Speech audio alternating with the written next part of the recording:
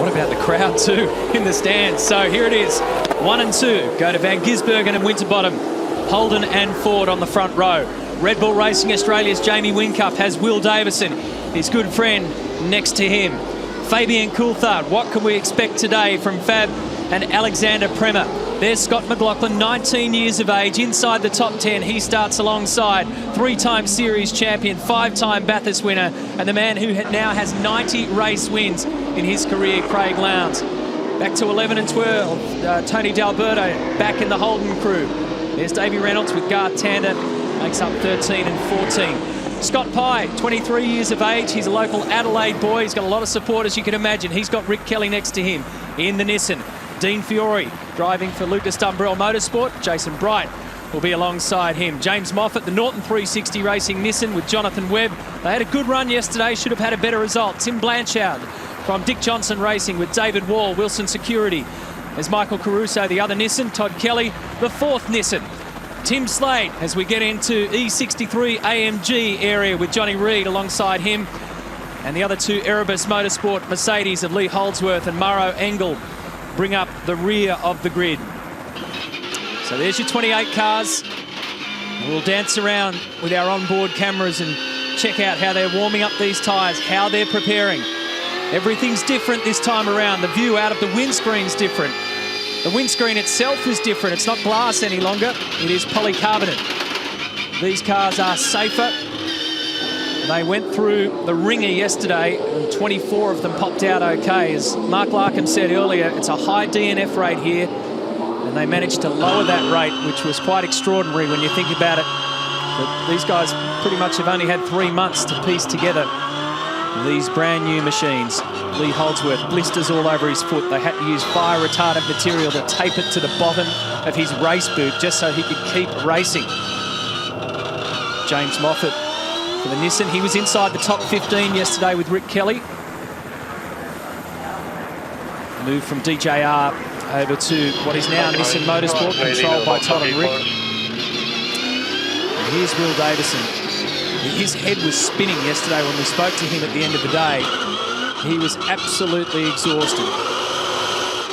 And Scott McLaughlin, this incredible story. He's been given some amazing raps this weekend by people whose opinions matter. And Russell Ingall, 49 years of age. He's got a problem there with his communications. Yeah, he's indicating that he can't hear them, I reckon, at the moment. Maybe his earpieces have uncoupled out of the helmet. So remember yesterday, Van Gisbergen, while he's busy getting himself sorted on the steering wheel, as someone peels off into the lane there, it's Mauro Engel in the AMG Mercedes, and Shane forgot to get it in gear. He won't make the same mistake twice. Green flag, green flag. And the heat haze hangs over them. A massive crowd here at the Clipsal 500. Sunday is payday at the Clipsal, and a really even start this time around. Mark Winterbottom is going to have to muscle his way up to get the advantage over Van Gisbergen, and does so. So Winterbottom again goes through first, then Van Gisbergen and Whincup. Up to turn 4, and Lowndes makes contact with Alex Premer, and makes contact again.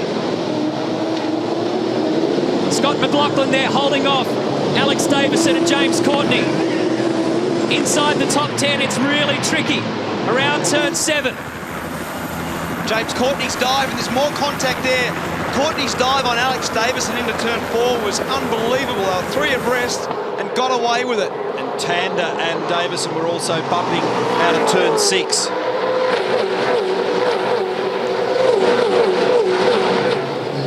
Down to turn 9, Tony D'Alberto is getting a bit lively there on the approach to turn 8 as well. So some panel rubbing in the first lap, and Lowndes was right in the thick of it. Yesterday's race winner, Fabian Coulthard, already on the gas. He's got pace to burn in the Lockwood Commodore. Final turn coming up. Good start by Mark Winterbottom. There was no free kick this time around. He kept his focus, and he will take the first lap lead. So it's Winterbottom, Van Gisbergen, Whincup, Will Davison, Fabian Coulthard, Premer, Engel, Lowndes, McLaughlin, and Courtney make up your 10.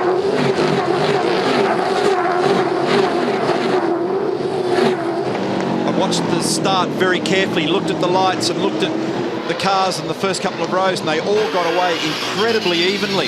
Very similar amounts of wheel spin. The only thing that determined it in the end was, the problem here, one of the Fujitsu cars is hemorrhaging a lot of smoke. In fact, it's had a massive failure. That's Alex Premer. So he's talking about fire in the cockpit of the car on the radio. If it's through, he just stops.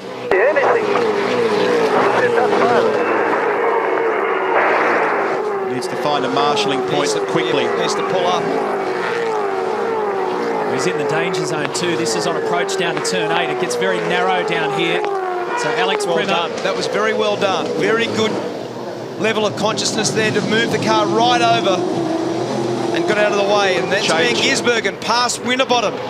So sorry we missed that. We're looking at Alex Premer and the drama with the smoke inside that car. He was on the phone to his engineer, Manuel Sanchez, who's new to his car this year. And this is the dive. This is Van Gisbergen down the inside of Winterbottom. Great pass, very well done. Very lively first couple of laps of this race. Alex Premer and Lowndes were bumping before. There was all the drama on. This is what Bright did yesterday, an early stop. Same strategy. That was a very determined move by Van Gisbergen. Did it with real authority down the inside, didn't lock up, made it stick, diagonal straight to the apex of 9, and now you've got Whincup applying huge pressure to the back of Winterbottom as they bring Premer's car in, and we'll try and get to the bottom of it for you as soon as we can. Well, both FPR cars are under attack, more so for Mark Winterbottom. As you just said, Jamie Whincup's ready to have a crack at him, and Fabian Coulthard is lurking right on the tail of Will Davison. Oh, that was very committed with Whincup then. You've just got to follow the other guy. Down the inside he goes. Good pass. See if he can get it stopped. Criss-cross maneuver now. Too much understeer. Alongside each other, we saw a big accident here a couple of years ago with Courtney and Lowndes. Very easy to make contact at the kink before this hard left-hander behind the pit. So Van Gisbergen has made great ground. He's on the fastest lap of the race as we speak. Guys, Alex Premer's just in the garage behind us, just pulled in. Gary, power steering problem. Between the Pigeon Australian and the Pigeon French, I'd say it is a pathetic. It's such a shame. The weekend was looking so good for him. Yeah, well, it's not over yet. Who knows? You know, we're just going to try and fix it and get cracking. That's all you can do. All right, Gary, all the best. Thanks, mate. Whincup pulled the same move that we saw Van Gisbergen pull the lap earlier down the inside, but he only just got away with his because he had big understeer in the mid-corner, and if anything, Frosty's been able to stick with him a bit here on this lap. But it's interesting that the Ford Performance Racing car hasn't been good on cold tyres and full fuel by comparison to what we saw yesterday. Hasn't been nearly as strong. And not only that, this is on board now. It's very good. As Neil said, the start for the first 4 cars was very, very equal. That's Whincup and Davison. Just up there, you can see, a little bit of contact. We saw from the front the big slide that Whincup had, but that's the reason he and Davison made contact at turn 1. And just in behind them was this massive dive from Courtney, who arrowed up the inside of them all and got away with not making contact. In this area here on the first lap was where Lowndes and Premer were bumping. So on the back of the fastest lap of the race, Shane Van Gisbergen extends his lead. It's about 1.5 seconds over Jamie Whincup. The fastest mover on this lap has been the local boy, Scotty Pye. Ecol Racing out of Lucas Dumbrell Motorsport. He's down in 16th. That's him just getting around David Reynolds, or getting alongside David Reynolds now. Dean Fiore in front of him, his teammate. Dave's got something going on. I just caught the back end of a radio message there. He's losing spots at the moment, Matty, and all I heard him say is something was bent. So Pye goes up to 15th. Another good lap there. 22.87, fastest lap there, Van Gisbergen. So that's a good gap, 1.5 seconds to Whincup. We've seen Whincup, the hardest guy to beat in this category. He's the fastest guy in the field over the last 4 or 5 years. For Van Gisbergen to be making ground on him in similar equipment, car built by 888 Racing and Techno Motorsport running that car out of 888 Engineering. So there's your leaderboard, 1.6 seconds. Tell what was impressive, Matt, was the big dive from Whincup, because he had to get through turn 8 and he was so close. That's Webb down the inside of Blanchard. That's Van Gisbergen's teammate. But it was a really wild turn 8 to get down the inside, and you've got ultimate commitment to be able to get a pass made like that, Cropper. Quite a few of them are having trauma at turn 8. I believe the problem for Reynolds was rubbing the wall down there. That's why the left-hand mirror looks a bit second-hand on that Botlow car. And car number 14, Fabian Coulthard, is coming into the pit lane. He's also whacked the wall at turn 8, so he's peeled off. Here he is. So have they got any damage, or is this just strategic? Well, the telltale signs will be on this side if there is damage. Yeah, there is. It's damage, yeah. So you can see that immediate impact is they can't get the rattle gun on there, Larko. Yeah, that's right. If you look at the nut close, you can see it's quite damaged. It's burnt the nut over. But this is a really good test for these cars. You can see the evidence where it's hit the wall. Now, typically on our old cars, and by the way, I saw that rim was wobble, wobble, wobble as it came down the pit lane. That would usually punch the watch linkage over, break the bolt. But often the cars would keep going. So it's going to be a really interesting little test because now we've got independent suspension sitting in around here. Much finer, more racing-like componentry. Let's see what happens. Yeah, so the safety lock on that has broken. It looks like it's pretty severely bent, that left rear. Here's the replay. Oh, that's Courtney actually rubbing up on it. So here's another one you can add to the list. There might be something on the road down there, which is, there we go. So there's David's. That was the reason why Davey was on the phone as well. So I described that a little earlier. There's another angle of it. That's a pretty fair whack. That'll be the oil from Prema when he trickled around the outside, and that's hit hard. That's Coulthard hit hard. Yeah, so there's 3 of them that have fallen victim to that. And it looks like this car has been the car that's been affected to the highest degree. So turn 8 was pretty kind to them yesterday. Nobody really found any trouble down there, but like you say, when there's oil on approach, there's not much you can do. So Fabian Coulthard, Davey Reynolds and James Courtney all biting hard down into the concrete, and had to happen sooner or later. It's amazing that it took us a race in a bit before turn 8 bit. Shane Van Gisbergen, almost a 2-second lead at the front.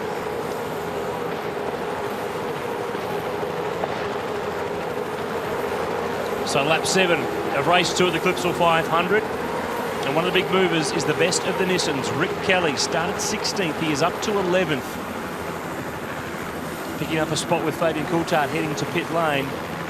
Alex Prema will rejoin, just listening into the radio chat at Fujitsu Racing. He'll have no power steering for the rest of this race, so he's going to have to muscle that thing around for the rest of the afternoon for another hour and a half or so. Looking here at Russell Ingall in 5th place, Craig Lowndes in 6th, Van Gisbergen out front, 122.5 that time through. Whincup 22.5, Winterbottom 22.8, Davison 22.8, that's Will Davison. Ingall 23.2, Lowndes here on a 23.1. Courtney and McLaughlin behind, Tander 9th, Alex Davison in 10th in the Geldwin Ford. And here is another of the cars from FPR, David Reynolds. Check the damage. And they have a similar drama to the Lockwood team with that left rear being locked on. Keep going, Jake, keep going.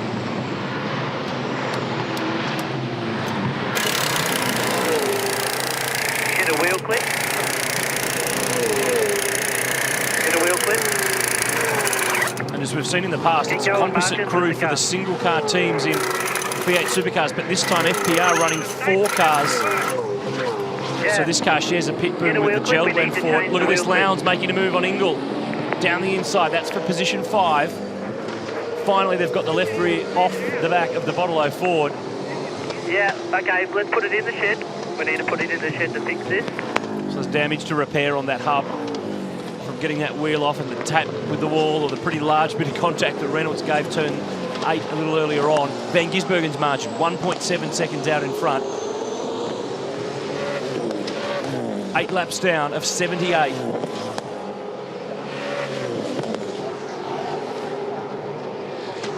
And Ingall and Lowndes, 2 of the 3 drivers in the field that have done every Clipsal 500 since the event began. The other is Garth Tander. He's 3 cars behind on the road. It's lap 9 on the streets of Adelaide. Shane Van Gisbergen is the leader in the VIP Pet Foods Techno Commodore.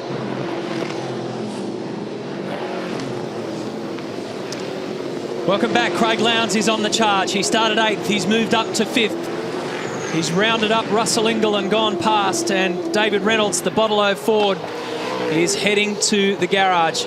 Exactly the same issue as Fabian Coulthard's car had, from exactly the same hit at exactly the same part of the circuit. They couldn't get the left wheel off properly, so they're going to have to get back in there and fix it up. And it's funny, when you look at the damage, Matt, it's actually not that much, but Frank Adamson, this guy here, he's responsible for letting the cars go safely. And until that safety clip's working, they won't let them go. Let me quickly show you. So here's a typical wheel, and the nut, well, that's very hot, is actually captured in the wheel, right? So it's got those little clevises there that hold it. It can't come out.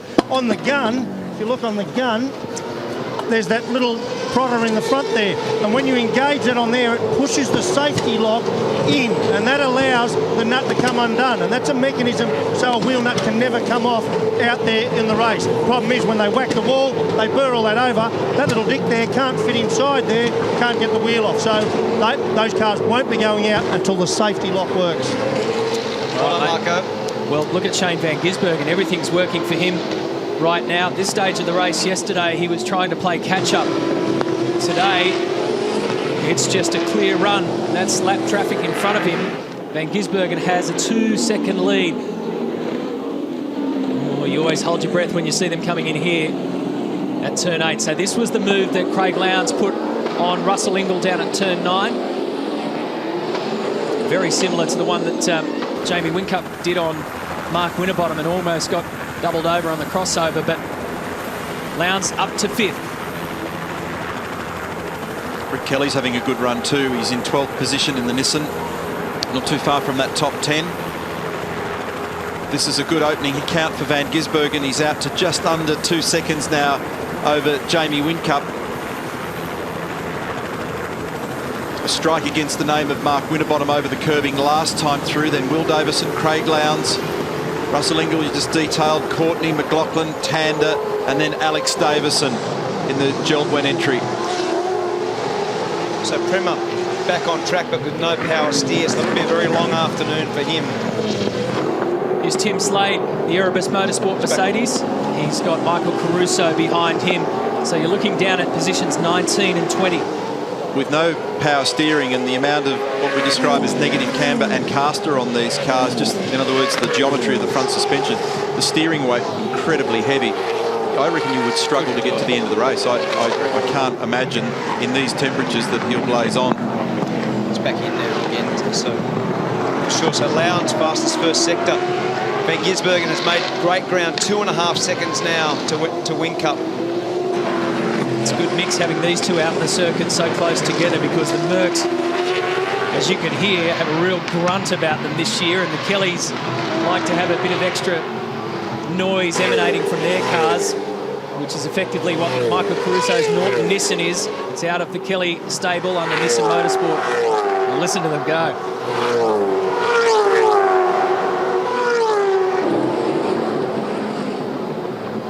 There was nothing in that in a straight line. Both cars all the way up that straight up to turn 8. So very similar performance. Tim Slade, another local South Australian. That didn't sound too handy, did it? So Craig Lowndes, by the way, has done the fastest time to the second sector. He's done a pretty good lap, a low 1:22. He remains in 5th as Garth Tander enters pit lane. And it's a regulation stop.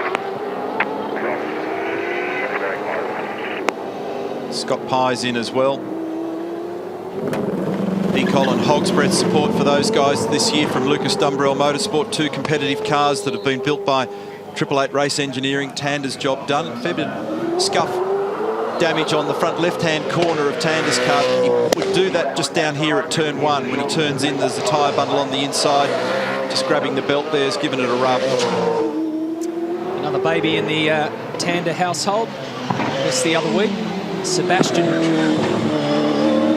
was born just the other week, so now father of 2, GT and Leanne. We've got Sebastian and little Scarlett, the same 2 for Mark Winterbottom. The little bit of ag that we saw in qualifying between Tander and Coulthard went on after the fact, because they brought Fabian in and he had to go via the qualifying scales. As he left the scales to head back down to the Brad Jones Racing garage, he was a little bit too close for comfort in Garth's opinion, and Garth was standing out there to give him a short, sharp interview as he went past. So Garth removed the driver's side mirror off the door. As he knocked it off? Yeah, meaning as in he knocked it off. So I think they called it square in the end, but Fabian might have been a bit close, and Garth wasn't that happy. So they managed to keep that one alive. A little bit of ag went on for a while. 2 lanes clear. When the car drops, you're right to go. That's dry ice going into the driver's cool suit system for Scotty McLaughlin. Watch for Tander on exit, mate. So high above this Adelaide Parkland circuit, we can take a look at our Coates Hire leaderboard. Shows Shane Van Gisbergen in the early stages of this race in complete control, almost a 3-second lead over Jamie Whincup. But there's a long afternoon ahead of us.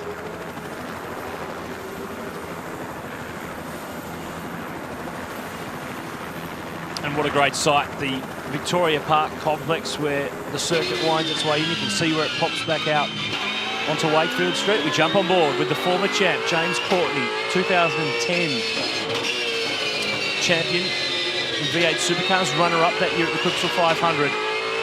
7th at the moment, chasing his teammate, Russell Ingall. Problem for Tander, left front. Can hear him on the radio talking. He's got damage to the left front of number 2, and more than he had before. A punctured tyre.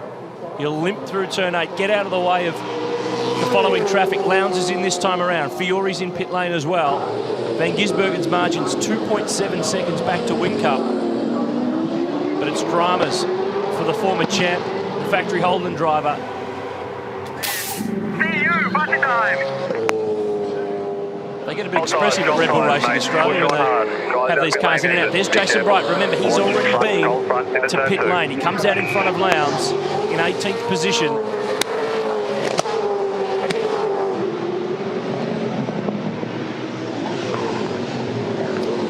And Lowndes, winning yesterday, has generally done all his winning here on Saturdays. Has only had the one Sunday win back in the first event in 1999. The same year he won his last of 3 championships. Pit lane is proving to be busy. Now Tander has made it back.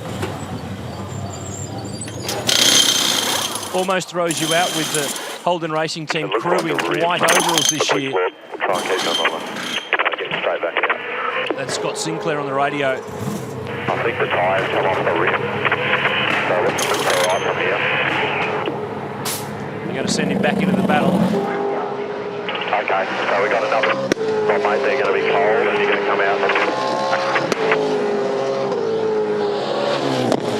So Tander resumes, 14 laps down. Van Gisbergen leads from Whincup, Winterbottom, Davison. England is on 2 curb strikes. You have to be a little bit careful from here on in. Courtney, Alex Davison 7th. D'Alberto, Rick Kelly, the Nissan, is in the top 10. He runs position 9. His brother Todd's 11th.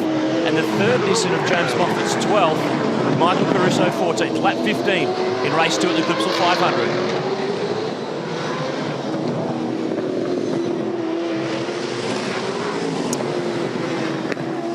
Back here at the Clipsal 500, another body blow for the Holden Racing Team. Garth Tander, who we saw make what we thought was a regulation stop, has gone back in the ad brake. The front left tyre has had to be replaced, front left wheel rather has been replaced because the tyre has come off the rim. Maybe this might explain why or where some of this happened. Yeah, he gets tangled up on approach to turn 7 there with Scott McLaughlin. And that front left would have rubbed against, yep, there you go. So by the time he gets in, you can see the rim sticking out there already. Also in the brake, Craig Lowndes has been serviced in pit lane. No dramas, and here is Will Davison. We've had 10, now 11 and 12 cars out of the 28 who have so far taken their pit stops. Yeah, so the trend we're seeing here today is that a few more people are taking the opportunity to come in a little earlier. Go. Hey, have a look at this. You reckon these tyres aren't working here? Just follow me in here. Have a quick look at Will Davo's rear left tyre. I don't know if I can bring the numbers around there so you can see them. Look at that, 114 degrees centigrade.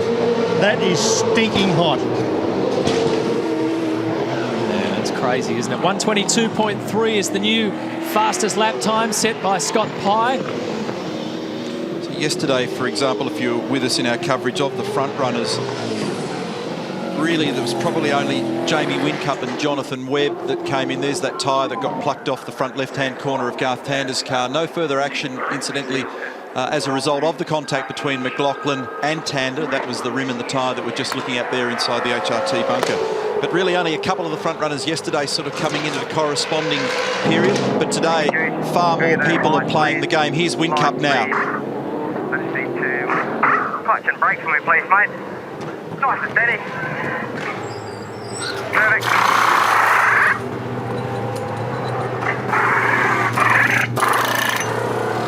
Frees are done. Just waiting on fuel. You'll be good to go with the drop out, all clear. See you. They make it look easy. Cold tyres, 4 cold tyres. There's a bunch of cars on exit. 4 cold tyres. Watch for cars on merge. And they make it sound easy as well. We'll just watch this rejoin because there was some pretty heavy traffic coming along. It's 20 plus kilos to pick up a wheel and tyre combination, and the minimum weight of the rattle guns is essentially 4 kilos, and they do it so fluently. Michael Caruso, the Norton Nissan. I think he's got a cool, I heard him say cool suit fail in the background there. This is not the place for that. So the way in which the biomechanics worked of grabbing the wheel, releasing it with the rattle gun, picking up the incoming wheel, getting it on the hub, torquing it back up to the required tension, getting your hand raised. The fact that that all happens in 3 odd seconds, I continue to feel is a minor miracle, because whenever I've had a go at it, you need to time it with a calendar. Hey Neil, one thing I love to do is compare tyres on the pit lane. These are Jamie Whincup's tyres that just come off. That's his left rear there, just come off, and you can see there, even, look, 112, 114. So identical temperature, but when we talk about the camber of the tyre, if you look at my temperature gauge, you'll see that on the inside of the tyre, you'll generally get hotter temperatures than out here on the outside of the tyre. Look at that, that's a front tyre. Because remember, the camber of the wheel means that the tyre is running on its inside edge. But the art in this game is getting equal temperature across the tyre in the middle of a corner. A lot easier said than done. As Will Davison, Mark Winterbottom comes back out of pit lane.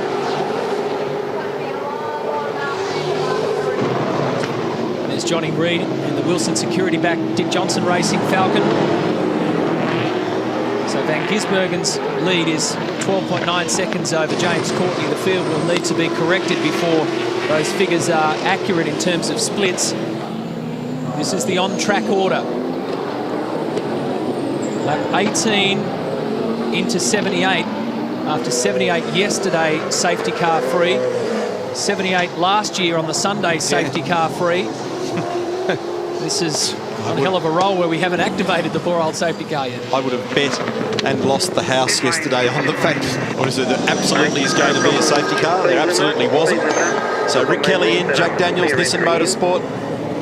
His brother Todd's howling about oversteer at the moment. They're right at the lane entry. Done a really good job, Neil. Rick was up into 5th position when he just come in, so from 16th on the grid, that's a very good first stint. I've got you. Have a think about what you want your bars. James Courtney there servicing. Who also rubbed the wall, remember, so he got away with it. A couple of the others didn't. Ooh, that was awkward for D'Alberto, having to get around Courtney, who bobbled on departure. He's behind Rick there. And I guess there are pluses and minuses about which end of pit lane you're at. As you mentioned, the Kelly boys are right down at the entry, effectively, of pit lane. Would you rather have more time to get yourself sorted on the way out, or more time getting yourself sorted on the way in? Matt Morrow Engel is just out of the Mercedes-Benz. He's being fueled up at the moment. He'll be just getting underway out of pit lane now. Ross Stone, an ECU problem for Morrow? Yeah, it looks like ECU has got some sort of glitch in it. It sort of lost some of the memory, if you like, from what was needed to the throttle. So V8 Supercars have given us a new one. We programmed it and away it goes. Been a tough weekend for Morrow. He's a great young guy and a brilliant driver, and just had a tough run. Yeah, it's always going to be a tough gig this weekend for us. This is one of the hardest races of the year.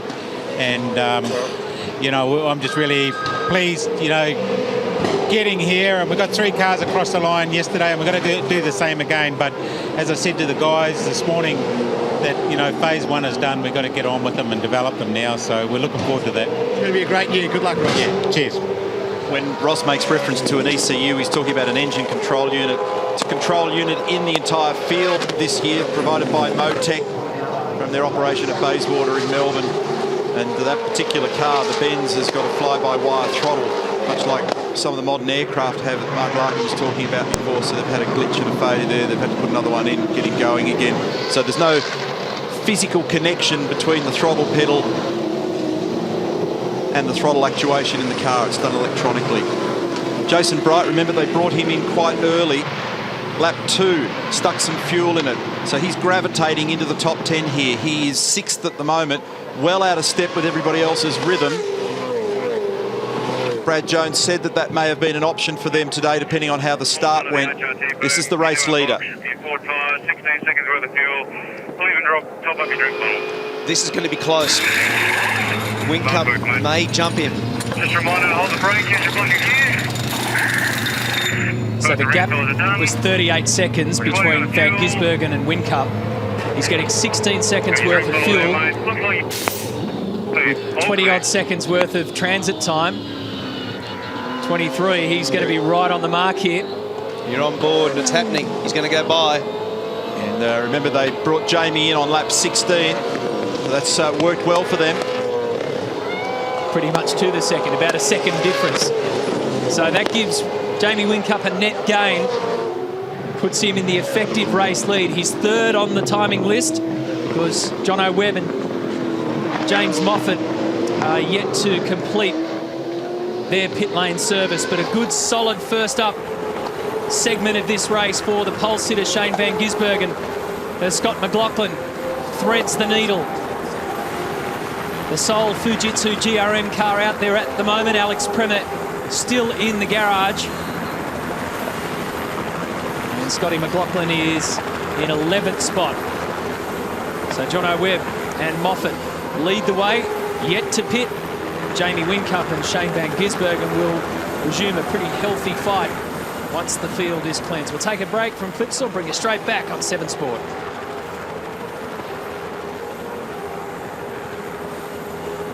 So 5 cars yet to make a trip to pit lane. In fact, Jonathan Webb, the leader, is doing so now. The end of lap 21. James Moffat from 2nd peels off as well. In the 360 Norton Nissan, here is Webb. Running with the same livery that this car ran at the Sydney Motorsport Park official test a couple of weeks ago to really promote 40 kilometres per hour in school zones. Here's Nissan Motorsport, Norton 360 car with James Moffat. Whincup Go. has taken the lead with these cars all making their stops. Tim Slade did as well.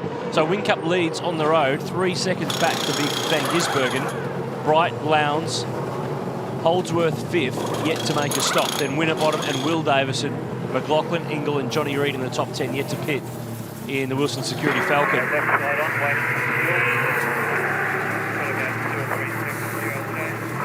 Plenty of debris to be blown out at the front of the Merc E63. It rejoins with Tim Slade. He started down the back. Of course, the Mercs all lined up in the final 3 spots, or 3 of the final 4 spots on the grid. Started from position 25, Tim Slade. Here's Bright in 3rd. Lowndes, the winner yesterday, right behind him. Then Holdsworth in the Irwin E63, yet to make a trip to pit lane. And the FPR boys, the Pepsi Max crew cars of Winterbottom and Will Davison, are lined up. And now hearing on the radio too something about Webb being pushed off the track on his outlap. He rejoined in 16th place behind James Courtney. Whincup rattles off lap 22 with a 1:22.6. Van Gisbergen 22.3. The margin is 3 seconds. Van Gisbergen, 2-time race winner for Stone Brothers Racing. His old team broke through on the streets of Hamilton and then ended up winning another race at Hidden Valley in Darwin back in 2011. Jason Bright, a winner in 2011 too, because of course we've gone 34 straight races since November 2011 when Triple Eight and FPR have been winning all the races. It's quite a phenomenal streak. We're on lap 23 and Jamie Whincup has control at the moment.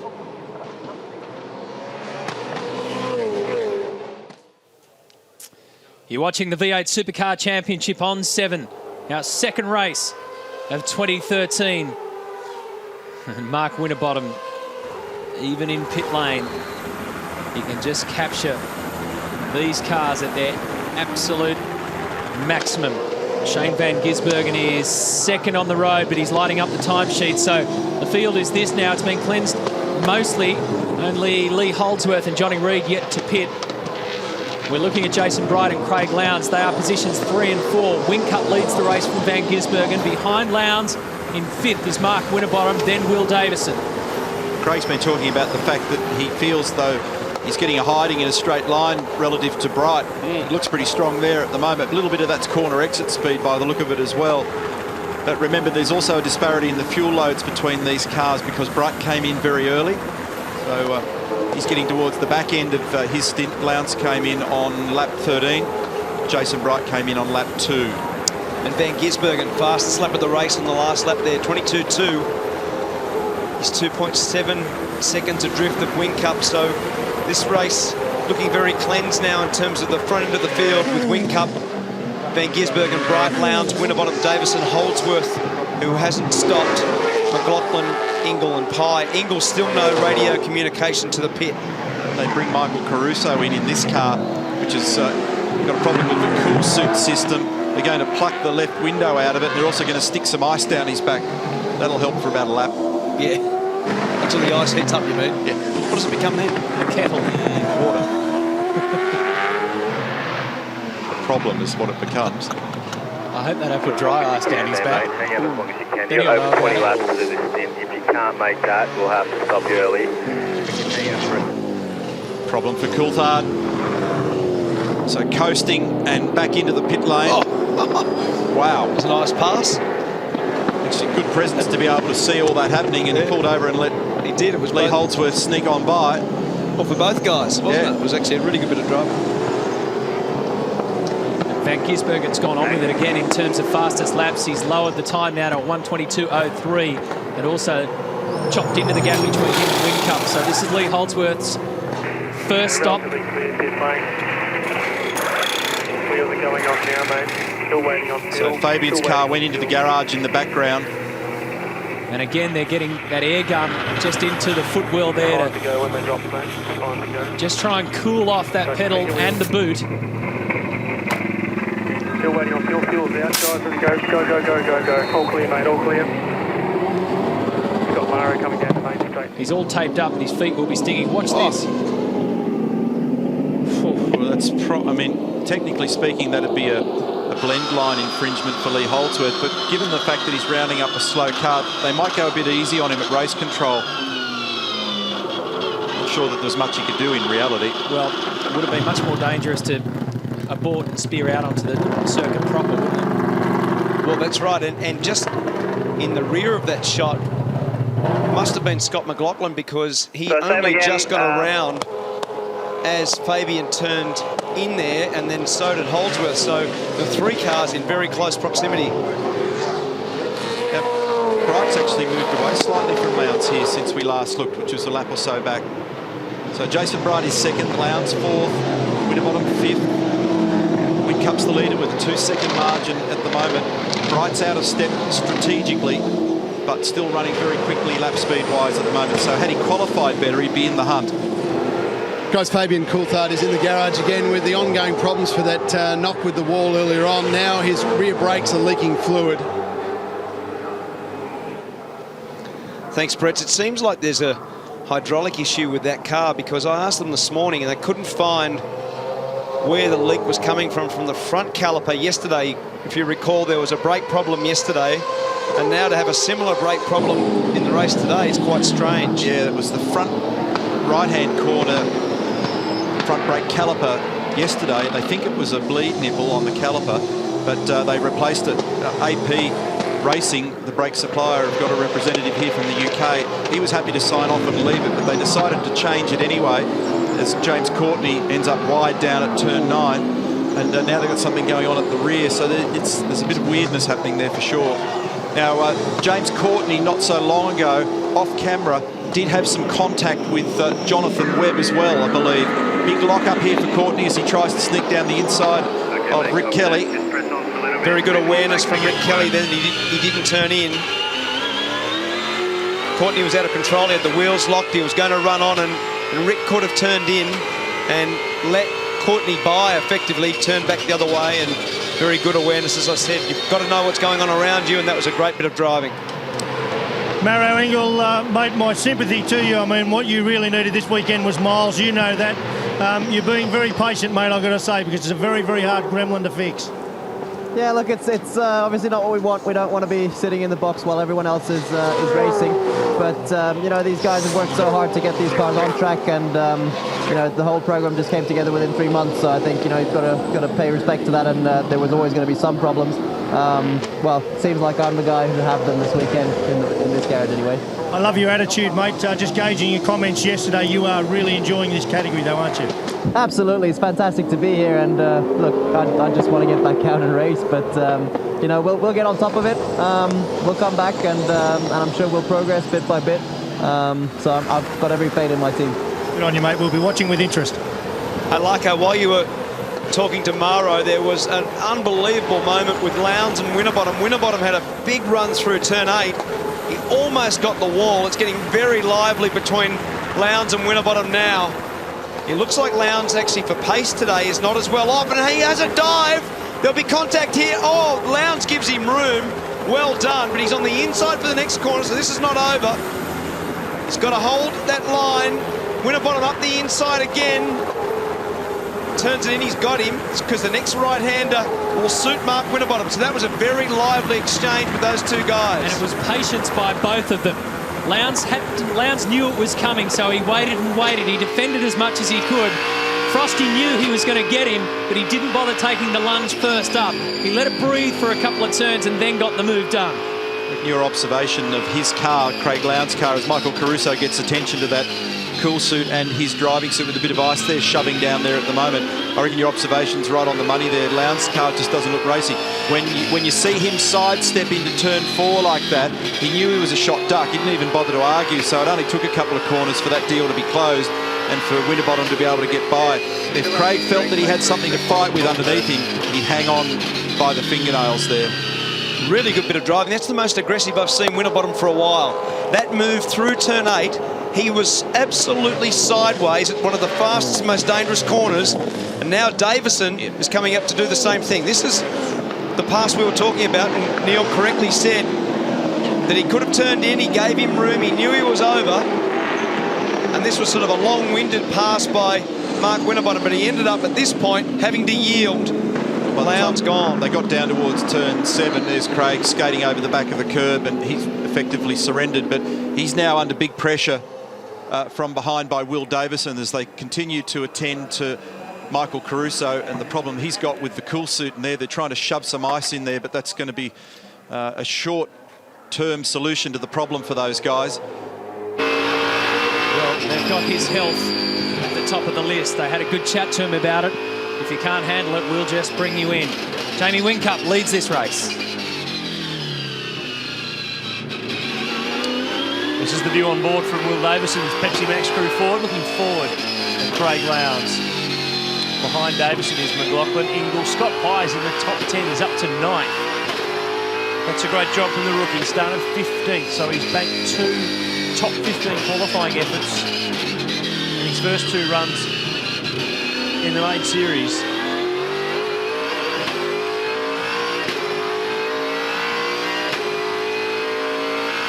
Whincup's margin's 1.3 seconds. Van Gisbergen's been slowly but surely creeping up to the back of the leader. Here he is. He's closing in. Last time around he took a 10th, but he's taken some bigger chunks on other laps. But they've built 10 seconds over Jason Bright. Remember running somewhat out of sequence with the rest of them. Bright was in just 2 laps into the race. We're now on lap 30. And Whincup, the most winning man in Clipsal history. Van Gisbergen's never had a win here. Yesterday was his first retirement in... Not going to push it, going to bring it in. And this is the update down at the Norton Nissan squad with Michael Caruso. They won't do anything to endanger him because if he's got a cool suit drama, he'll be virtually barbecuing within that car. And we've seen drivers in the past be unbelievably affected by the heat in some of these cars. It's simply not worth it. It's no good for the driver behind the wheel, but for the rest of the drivers in the field as well to have one out there that's struggling. So Lowndes here struggling for pace. He's been on the radio a couple of times saying that he's just not got straight line pace.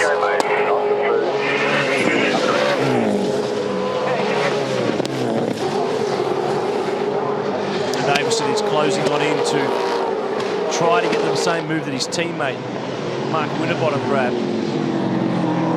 Van Gisbergen still just chiseling away from the margin. He's closing in on the leader. Remember, he's driving the same 888 built style car that Whincup is using, and in fact they've now brought Caruso into the garage. They've sent him back out, brought him back in, and this is another of the elements of new cars, trying to control the heat inside the cockpit. We're on lap 31, race 2 at the Clipsal 500.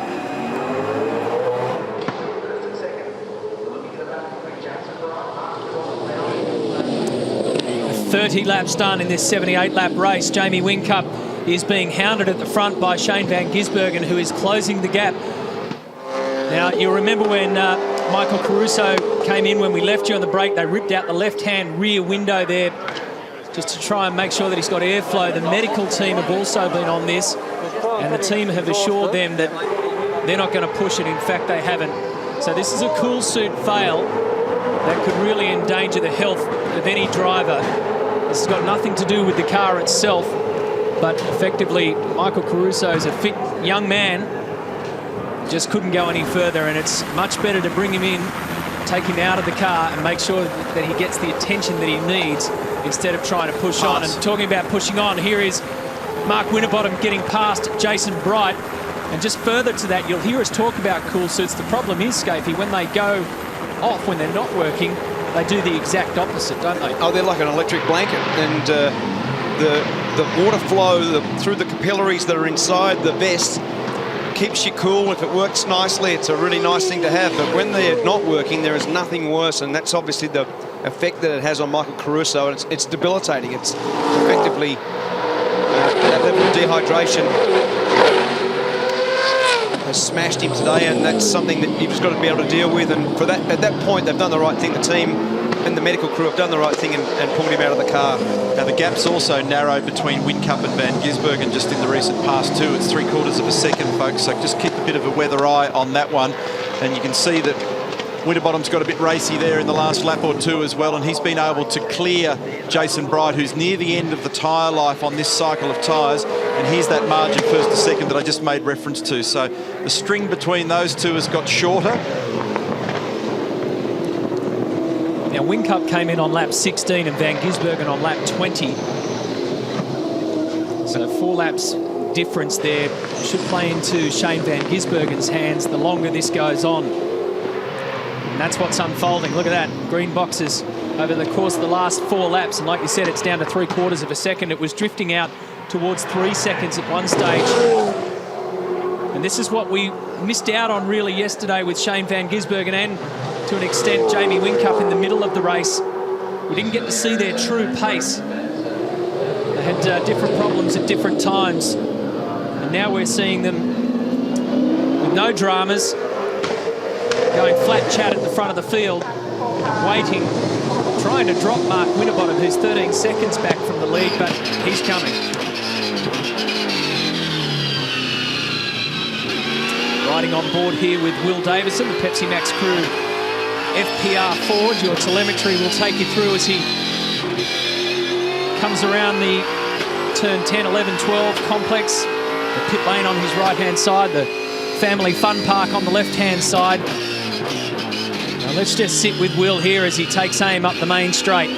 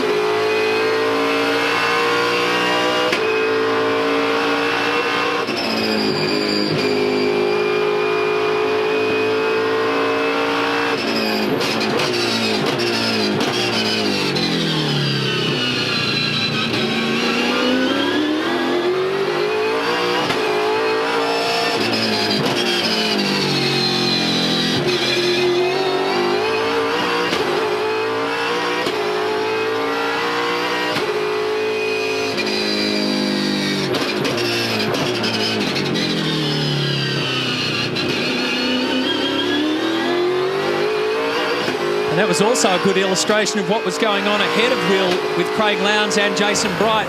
Brighty having a few problems around that lap. Will also, and isn't it extraordinary that short punch from turns 4 to 5, 5 to 6, 6 to 7, and then you just let it breathe and let it hang all the way down to turn 8. You can see over my shoulder here, Timmy Slade's just wheeled into the pit lane here, back into the garage. Similar sort of issues to what we've seen with the Murrow Engel car.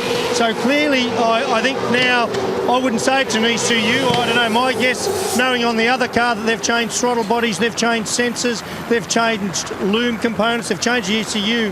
There's something in there that's obviously, I think, probably some beautiful German engineering in there somewhere that's maybe needs a climatic adjustment for this tough event and the tough environment that a V8 supercar puts up with around here. There's some good news. The medical team has cleared Michael Caruso at the moment. He's just back in the transporter. He's just being rehydrated and basically resting up. But the good news is he is fine. The car also had a problem. He couldn't get fourth gear, so they thought between Michael being exhausted at this point of the race and the car playing up with the gearbox, just rest it, save it for another day. Meantime, Lowndes has cleared Jason Bright, but what was really evident from the car behind when we were riding with Will Davison on that lap, both those cars preceding him, oversteering a lot. In fact, Jason Bright's hung out wide here at the moment. He's vulnerable to a manoeuvre here from Will Davison, but his car was sliding big time near the end of its tyre life. He's got the inside running here for one. That'll hold for him for a little bit longer, but he's basically going to be drawn and quartered here at some stage. But Lowndes' car was also sliding a lot. I reckon he's got more oversteer generally today than he had yesterday. So whatever they did, maybe they haven't quite got a handle on it. Remember, the temperatures are up a little bit more today than they were yesterday. When I talk about oversteer, it's the back of the car that's sliding, and it's particularly evident in these second gear corners. So they're having to be very careful with the throttle as they apply near enough to 650 horsepower. Be very gentle with the application and not burst the car into wheel spin, big opposite lock slides. Superheats the tyre, makes you slow.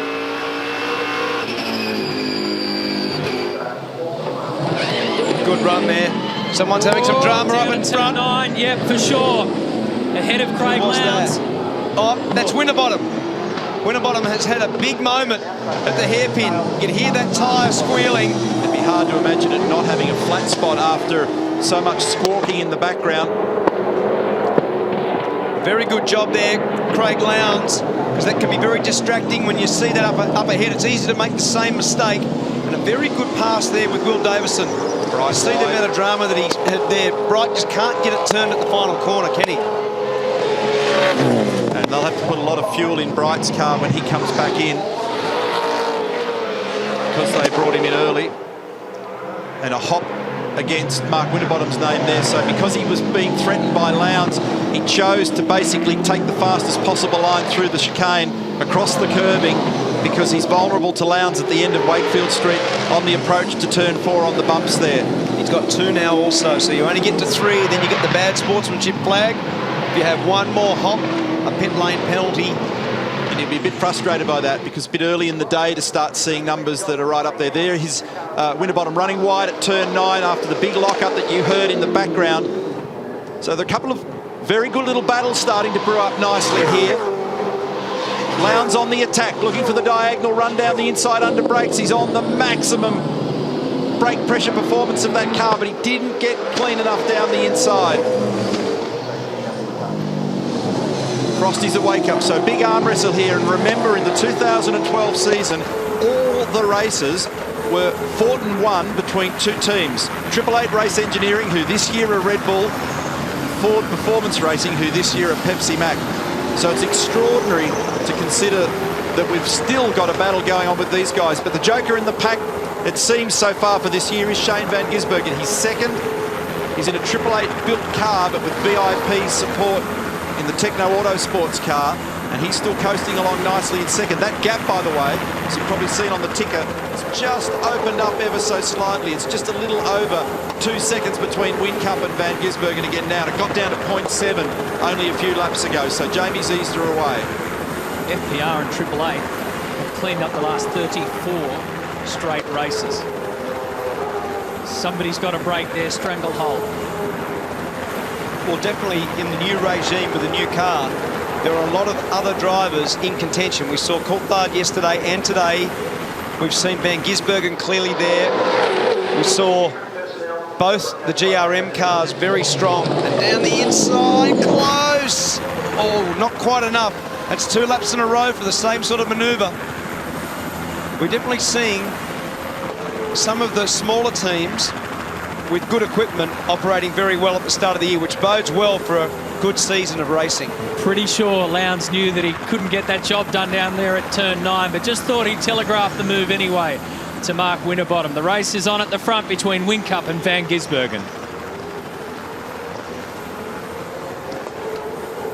And Whincup has led for the last 17 laps. In fact, make it 18 now with the last one done. So he and Van Gisbergen have topped the laps led so far in this race. On board with James Courtney, looking ahead at Jonathan Webb, who is in position 13 at the moment.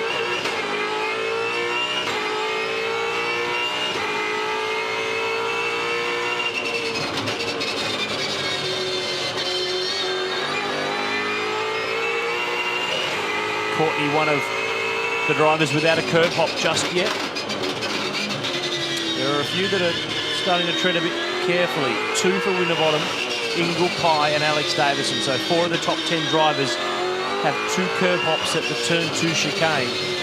The system that was introduced a few years ago here at Clipsal. It's been a bit of a winner actually, because it really lets us know and the drivers know just where they're at. Scott Pye here in the Ecol Commodore is 9th. Alex Davison is 10th. Cheldon Ford zeroing in here, the 4th car from Ford Performance Racing, run under the Racing Entitlements contract owned by Charlie Schwerkolt, former co-owner of Dick Johnson Racing, and so the number 18, which has been at DJR for many, many years, since the mid-1980s, was attached to that wreck, so hence why it's gone with Schwerkolt to FPR.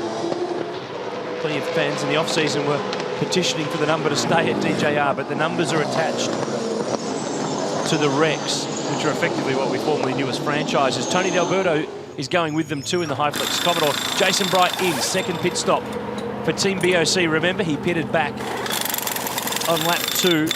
This is the end of lap 39.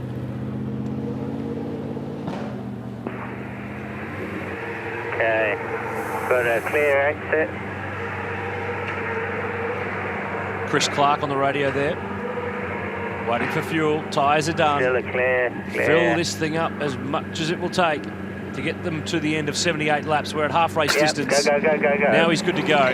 Jason Bright, former Clipsal champ in 2001. On a couple cars here. That's Blanchard.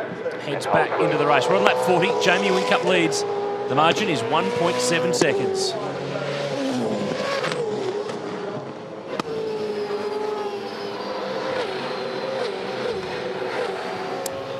Welcome back on our Mega Wall pit lane, checking in at Walkinshaw Racing, Super Cheap Auto. A wall cam keeping you posted down there at turn 8.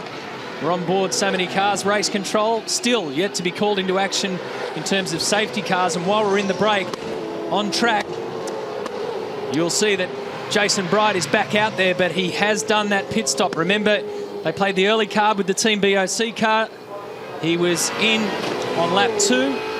So now he has circulated and come back in on the track in 18th. He had to take a lot of fuel on because he came in on lap 2. Stick a lot in, ran pretty much to the end of that stint. So played a good strategic game there, and here's Tony D'Alberto in as well. And we were looking at Bryce Seals in the bunker at Super Cheap Auto Racing right in the centre of that shot in the Mega Wall. And they're also bringing Russell Ingle in, who's well inside the 10. He's 7th at the moment behind Scotty McLaughlin. So it's been a good run.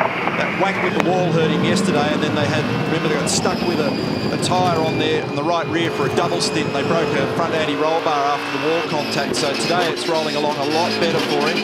Here's David Wall as well, 3rd of the Brad Jones Racing Cars, Wilson Security entry. So Whincup's got a 1.6 second lead, I should say, but the interesting thing is that Van Gisbergen and the boys at VIP have actually got a little strategic advantage here based on where both those teams stop. So the pressure will be on here for car number 97 when that crew and that car comes in as Whincup peels in for his stop.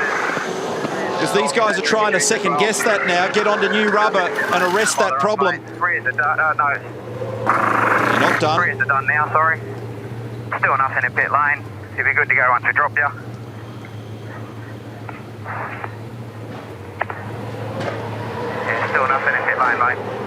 So Jamie came in 4 laps earlier, which means he's got about 4 or 5 seconds more fuel to put in than Van Gisbergen. This is Russell Ingall.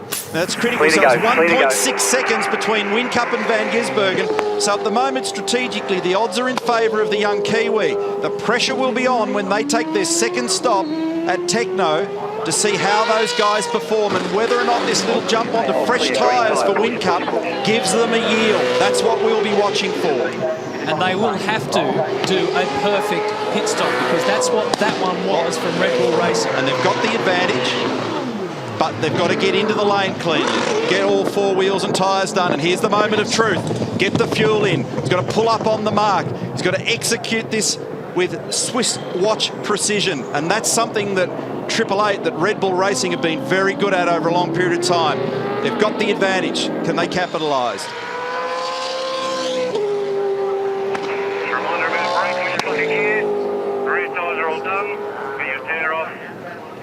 Top of your drink bottle.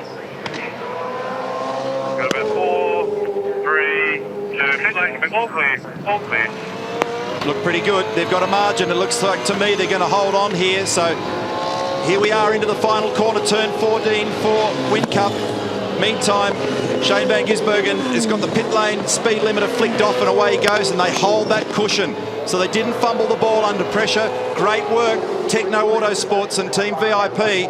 And they've held sway over the champion team. And the first thing that you said that they had to get right was the most critical. He had to land it right on the spot in the box. When he did that, everything else fell into place beautifully. They had enough time to not panic putting on the new tyres, because there's plenty of fuel going in. So that's a critical moment for Shane Van Gisbergen, and it will play out at the end of this race. And now it's a 35-lap sprint, Matt.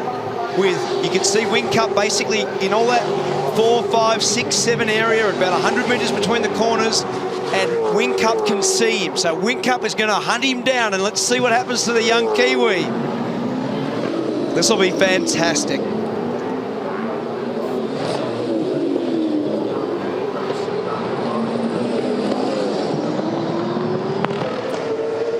So we're left with 19 cars on the lead lap. Mark Winterbottom is the leader, 43 laps down. Blue flag's being shown to David Wall to step out of the way of some of the faster traffic.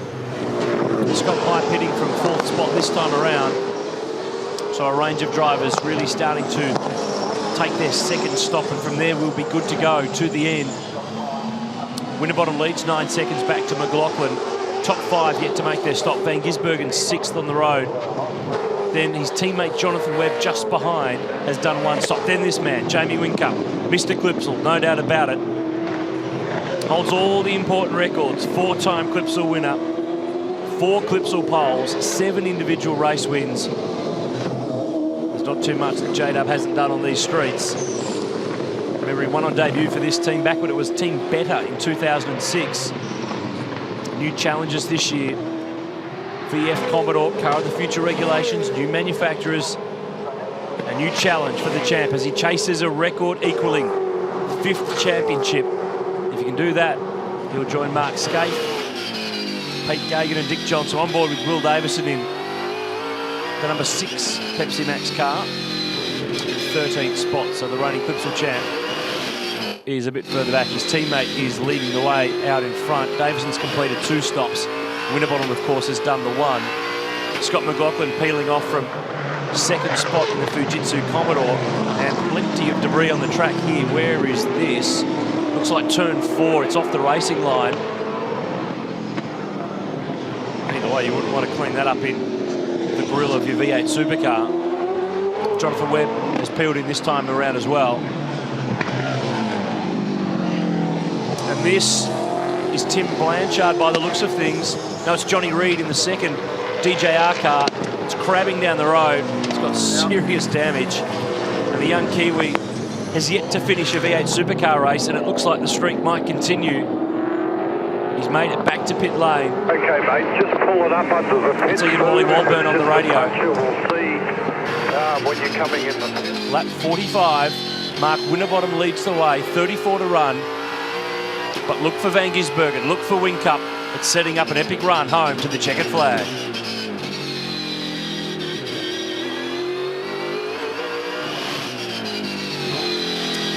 You are riding with the defending Clipsal 500 event champion, Will Davison, won on the Sunday last year.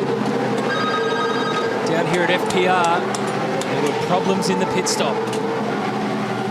Wheel nut again. Yes, is the answer. So this is car 5, and we were on board with Will there a moment ago. So they've had some trauma. What a drama. And Alex Davison has come in as well. Still got drama on that one too. Both of those wheels have had a similar issue. So that's cars 5 and 6.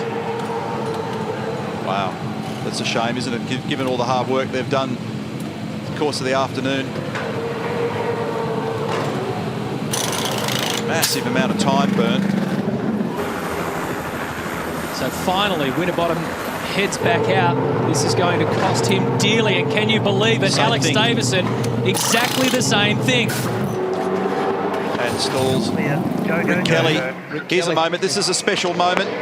Rick Kelly in the Jack Daniels Nissan Motorsport entry is the leader of the motor race. It's only going to be momentary because Shane Van Gisbergen's right behind him, but that's a pristine moment for the boys at Nissan after all the hard work. It started in February 2012, and the timeline for the project is extraordinary. Rick went to New York in April for the world launch of the Ultima, and they've been scrambling building these cars, and it's going to be short-lived glory, but that's a pretty impressive moment for the boys down at Kelly Racing, Jack Daniels and Nissan, to say that they can proudly hold the flag up for a moment. So we led the race. They're out of sequence. I'll let him go. He's 10 minutes leader. Yeah, he's the leader, Rick. But they were just a tiny bit outside the top 10 at the end of it all yesterday, with Rick in 11th. Michael Caruso was the best qualifier yesterday in 13th. Here's James Moffat down the inside. That was the reason we saw Johnny Reid limping back in the break.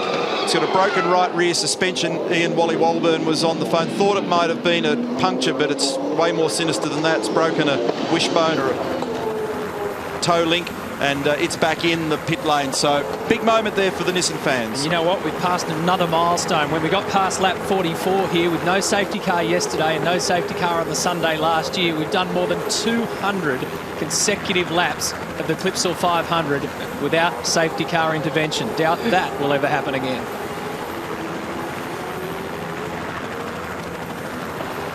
So lap 47, Van Gisbergen is the leader. He's done 2 stops. He's good to go to the end. His margin back to Jamie Whincup is 5.1 seconds, and there's actually a couple of cars between them.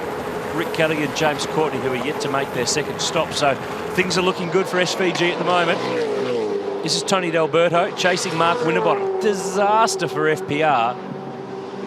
Winterbottom, Will Davison, Alex Davison, all massively delayed in their pit stops. And of course, David Reynolds has only done 6 laps his car in the garage.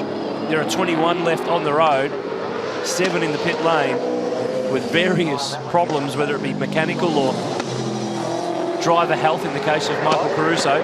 This is the second Jack Daniels Nissan. Todd Kelly at the helm. Right, fuel, waiting.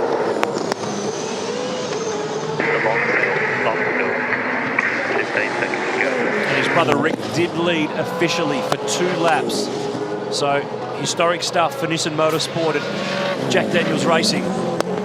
Tony D'Alberto, he's been on the fringe of the top 10 all day. He's been pretty solid. He's 12th at the moment. Walkinshaw Racing built car. That car's also being pitted and sharing a boom with the super cheap auto car of Russell Ingles. So that makes sense for the single car Tony D'Alberto team to be connected to the 3-car Walkinshaw Racing operation.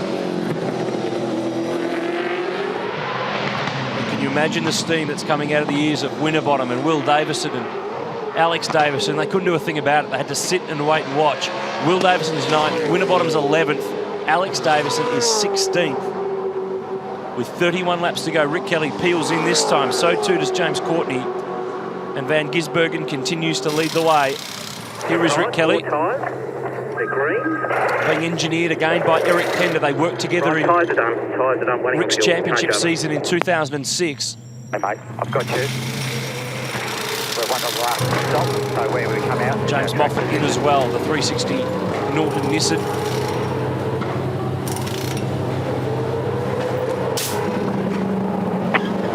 Of course, you can't have the rear wheel spinning before the car hits the ground.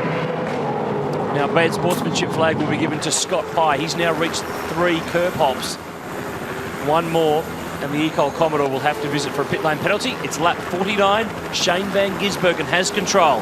He leads by 6 seconds. Welcome back. Shane Van Gisbergen leads this race by 6.2 seconds. He's on track to claim his first victory here at Clipsal, and it's officially Sellout Sunday, the biggest ever Sunday crowd in the 15-year history of this event. 95,000 people today alone means that we have our second biggest ever total crowd of 286,500 people. So the sold-out signs didn't go up today. We would have broken the all-time attendance record, which was set back in 2008 of 291. Extraordinary figures of this hugely popular event. Marco? Yeah, a lot of dejected faces down here at FPR, and I think they're a little bit perplexed. One guy I want to just grab. Hey, Matty. Sorry to bother you, mate. I just noticed you're probably the guy that spoke to more than anyone about the issues just there. Matty Nielsen, the technical director here. What do you make of that wheel issue, mate? Oh, look, we'll go back through it at work, but obviously hot wheels, first time with this spec wheel. Who knows, we're just going to go through it and try and nut it all out, but obviously had it happen on 3 cars, so hopefully we can find something. All right, mate, so it sounds like you don't have the answers as the answer. Yeah, thanks. Yeah, that's pretty much the bottom line, Marco. I'd love to help you, but I can't. So here's Scott McLaughlin inside the top 5. Another fantastic run. Just for clarity, Will Davison, as a result of having to sit in the lane there and deal with all that, is 6th. Mark Winterbottom is 8th. Very frustrating for those fellas. And Alex Davison, Will's brother, is in 14th position in Charlie Schwerkolt's car in the Geraldman entry. So real frustration, and there's been a couple of little niggly problems. Brad Jones Racing were having some issues also with wheel nuts yesterday. They're having some cross-threaded problems, so there's something going on with the expansion rate of the wheel, or the way that they've machined the wheel nuts, or perhaps even the way they've machined and manufactured the hubs themselves. These are all the sorts of little glitches that you go through in the development of a race car.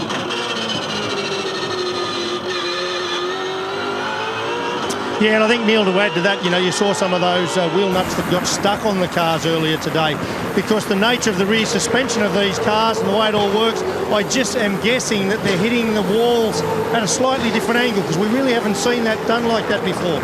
So you're dead right. I reckon they'll go where they'll have a bit of a think about all those fixtures, fittings, how to repair things quickly, all very much part of the process. Yeah, we're looking at one at the moment, and they're certainly scuffing up when they hit the concrete there. 14 seconds was the actual delay time then for Winterbottom in that stop, and for Mark Winterbottom though it would feel like about an hour. So it's extraordinary when you've done all that work on the track and the seconds tick by, and it really explodes your brain, because all you want to do is get back out there and race. Exactly, and he was effectively 3rd. That number would put him in 3rd position. So early in the race he was right up the pointy end. He would have been still within the top 5 at least, and to be down in 8th. Same thing for Will Davison, he was also affected too. So both FPR cars further down the field as a consequence. Guys, good news, Michael Caruso is back standing, and look, you were right too. Michael, just give us an idea of how hot and how hard it is inside your office here in these conditions at Clipsal.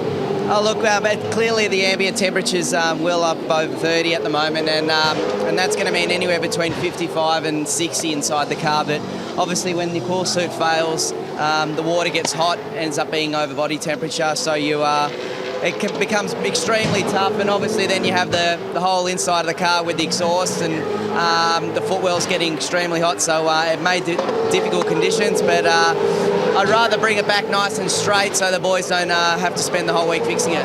Very sensible move, and just checking in, you are okay now? Yeah, feeling pretty good? Feeling good. Thanks for the message, everyone. I'm great. All the best, mate. Take care. Thanks a lot. The situation with the current cars, to maximise performance, all the windows are up, so it's not like you just in the old days where you might have cracked a window or just made it all a little bit more relaxing. You can't do that with these cars, so when that system fails, that really gives them grief. They're not getting the cool air to the helmet, they're not getting the cool water circulating through the vests. And Scopey described before, it ends up being like an electric blanket. It's the most horrible feeling. So back to the race lead with 7 seconds. The gap now for Shane Van Gisbergen over Jamie Whincup. Giz hasn't won a race since Darwin in 2011. All he's really got to do here is bring it home straight and bring it home strong, and he'll get on the winners list in 2013. What about the effort from Russell Ingall inside the top 5? Van Gisbergen leads with 52 down. He's never stood on the podium at the Clipsal 500. This man has a few million times. Jamie Whincup second, 7.3 seconds. The Kiwi is moving away. 10 seconds behind Whincup is Craig Lowndes, his teammate, who that time around was on a 1:22.6. Whincup a 23.4. Ingall is 4th. The oldest man in the field, 49 years of age, claimed. McLaughlin, the youngest, is 5th. Will Davison next from Brighton, Winterbottom, Delberto, and Courtney in the top 10. Russell Ingall hasn't been in the top 3 here. You've got to go way back. You've got to go back to his days with Stone Brothers Racing. He was second on Saturday in 2005. And here is Whincup. You can see the time he's been losing to Van Gisbergen. 4 tenths, 5 tenths, 2 tenths, 2 tenths. Big chunks. And Lowndes is just starting to close in on his teammate as well. So 3 888 built Commodores run in the top 3 positions. They've not just built the 6 that are here this weekend. There was an initial car built late last year. There's another one under construction at 888 as well. This is the work going on at Dick Johnson Racing. It's been tough for them this weekend. They've got a brand new car in the hands of Tim Blanchard, another that has done just a shakedown test at Sydney Motorsport Park a few weeks ago in the hands of Johnny Reid. This is the 360 Nissan. James Moffat 15th. He's still on the lead lap, being followed by team owner and teammate Todd Kelly. The other Nissan that is still running, Rick Kelly, sits in 13th. They're all on the lead lap. They're all turning laps. They're learning all the time.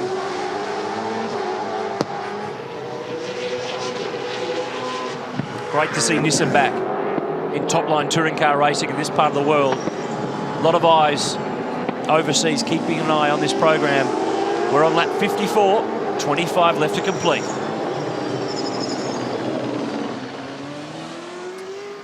Well, these cars and these drivers and the teams have been pushed to their limits under extraordinary pressures and temperatures for more than 50 laps now on this race day Sunday, and it's heading towards crunch time. Fatigue will set in. Reliability will be a big question mark, and we touched on this on the way to the break. 49 years of age, Russell Ingall. His 507th race in the V8 Supercar Australian Touring Car Championship, 220th championship event. And here he is inside the top 4, ahead of, just coming into screen then, the youngest bloke in the field, 19-year-old Kiwi Scott McLaughlin. What a great mix. 49 and 19. Matty, I had a good chance to have a chat with Russell Ingall just before the race, and he's actually loving these cars. He may have announced his retirement too soon.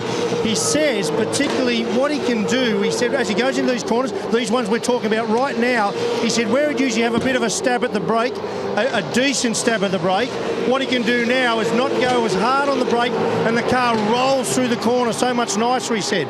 Now, what that means, obviously, is the car's got really nice balance. And balance as you go into a corner, when you're on the limit of adhesion, means the level of grip at the front and the rear of the car is quite similar, quite equivalent. And that's obviously a consequence of the way the car is, with the transaxle now at the back, the aerodynamic work that's been done. And you're going to find this with several drivers. I think Fabian Coulthard's another one, that style of car will suit their driving style much better, and as a result you can expect better racing during the course of the year.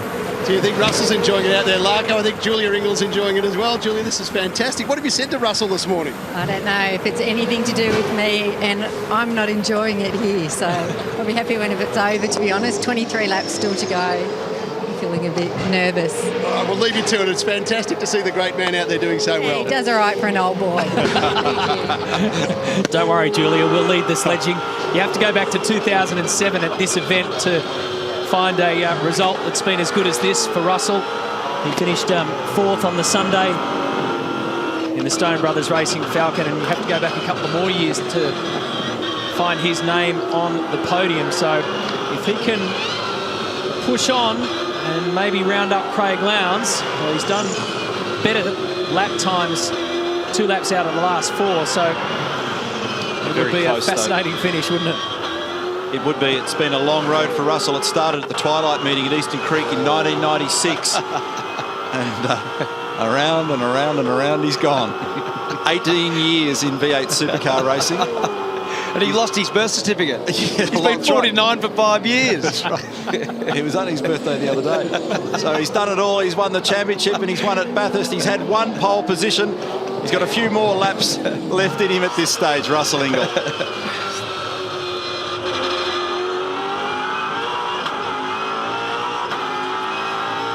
So Van Gisbergen is holding the margin over Jamie Whincup. We'll do a lap time check. Van Gisbergen 22.9, Whincup 22.8, not much in it. Bright under pressure from his old teammate here, Mark Winterbottom. Formerly together at FPR, now they're fighting for 7th and 8th. Lowndes 3rd, Ingall 4th. Running pretty comparative lap speed. Scott McLaughlin is starring. He's 5th, the 19-year-old Kiwi who lives in Melbourne now. He's completing his apprenticeship with Gary Rogers' team. Previously worked at Stone Brothers Racing and Pace Innovations that put together the chassis for these new Car of the Future spec machines. Winterbottom will make a dive here on Bright. He's in, he's done, he's through, he's into 7th. He's really on a recovery mission here. He's 33 seconds off the lead after that massive delay in the pits with the wheel nut dramas that FPR have had. Will Davison's another 6.5 seconds down the road, so it's a case of pushing on. Lee Holdsworth in the remaining Mercedes-Benz AMG E63, pitting from 18th. He was still on the lead lap, in fact, but he's the last car that is out there for the Queensland-based team.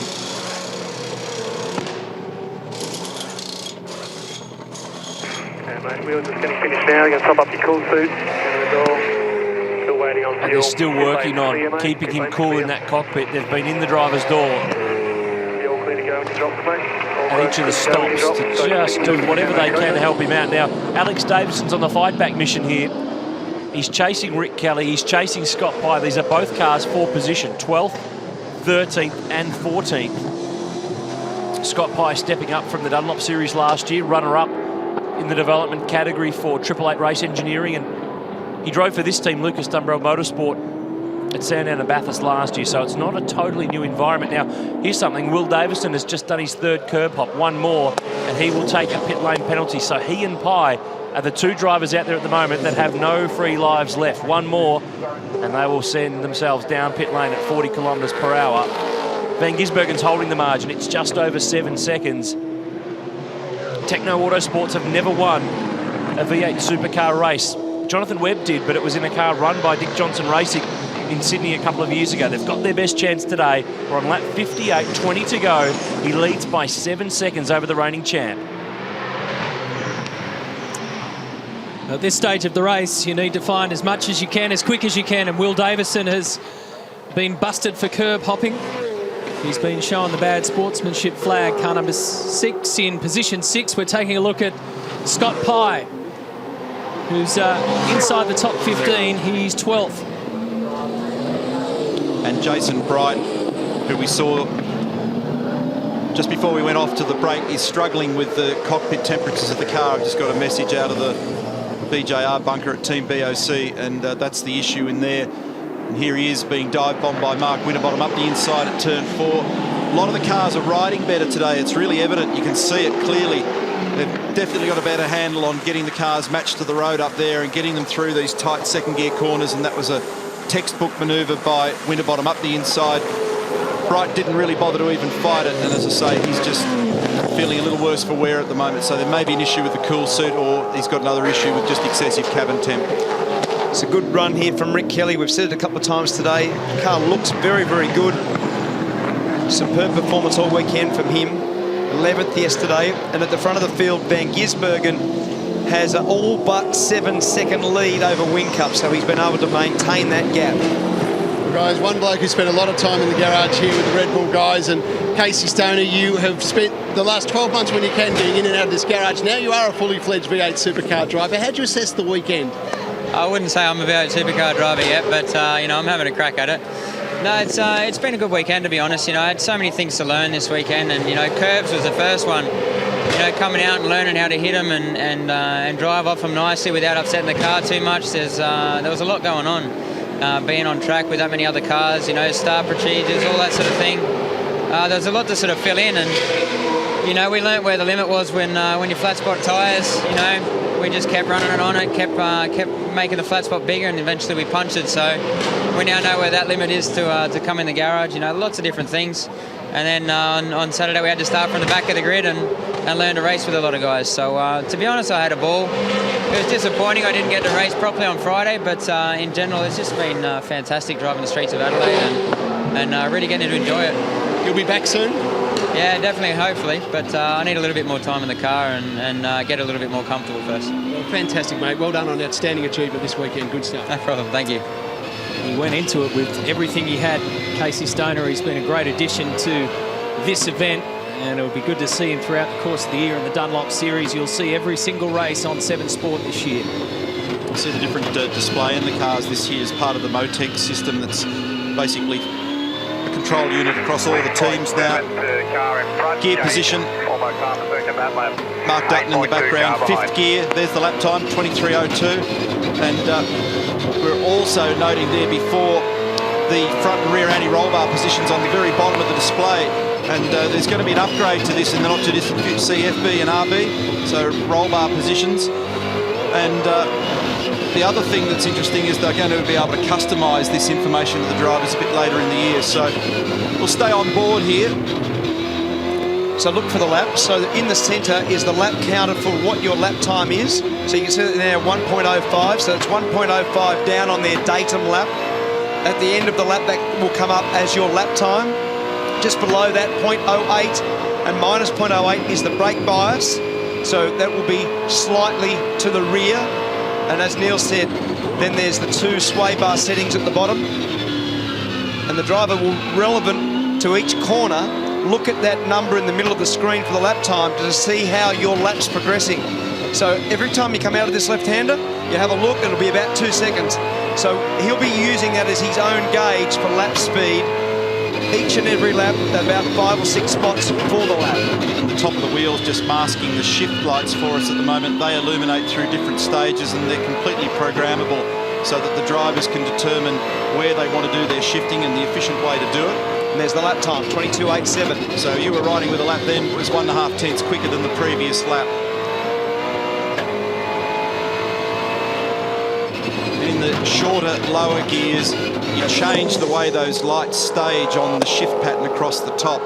It's very easy in the lower gears with that amount of torque and horsepower to bump straight into the rev limiter, and you've got to keep up with the pace of the engine. We've spoken all weekend about this young man. He's driving the car really well. McLaughlin in 5th position, fending off Will Davison.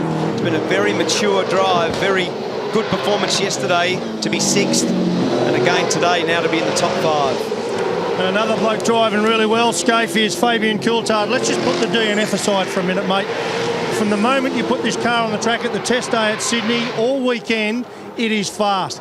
We talked a little about how the different dynamics of this car of the future are affecting different drivers. Are you one of them? No, look, I don't mind it. You know, obviously we've had pretty good success with it so far. You know, just I guess it takes a little bit of a while to get your head around, you know, how to drive it and the different things about it. But you know, it kind of brings me back to my roots. You know, more like the other categories I've driven in the past. Yeah, talking to Russell Ingall, he said he loved the balance of it. He said he felt the car could roll into a corner a lot faster without worrying about losing the rear end. I mean, Russell's been around. I mean, they're talking about him losing his passport. They didn't have a passport when he got around, mate. They used to inscribe it on a tablet. Do you think that's part of the issue, though? Yeah, I just think, you know, the biggest thing what we found with this car is very tunable. You you know, we can make a change and feel the change. Whereas last year, my biggest problem is I couldn't feel, you know, the odd change here and there, and you know, you find yourself wasting time. But you know, every time we hop in this thing, we make a change. I feel it. It's a positive direction or a negative, one way or the other, and you know, we come away with a good fast car. Well, that's pretty encouraging to hear, mate. We look forward to having a great year. All right, thank you. And for Ford fans out there, Matt made reference a little while ago to the fact that Will Davison had been shown the bad sportsmanship flag because he was on 3 hops down at turn 2 and the electronic trigger had gone off down there. They've rolled that back 1, so he's back on 2. So there's clearly been a communication between the team and race control. Oh, that's bad. Gearbox drummer, huge rev. You wouldn't want to be a valve spring. This could be a recurrence of the problem we saw yesterday.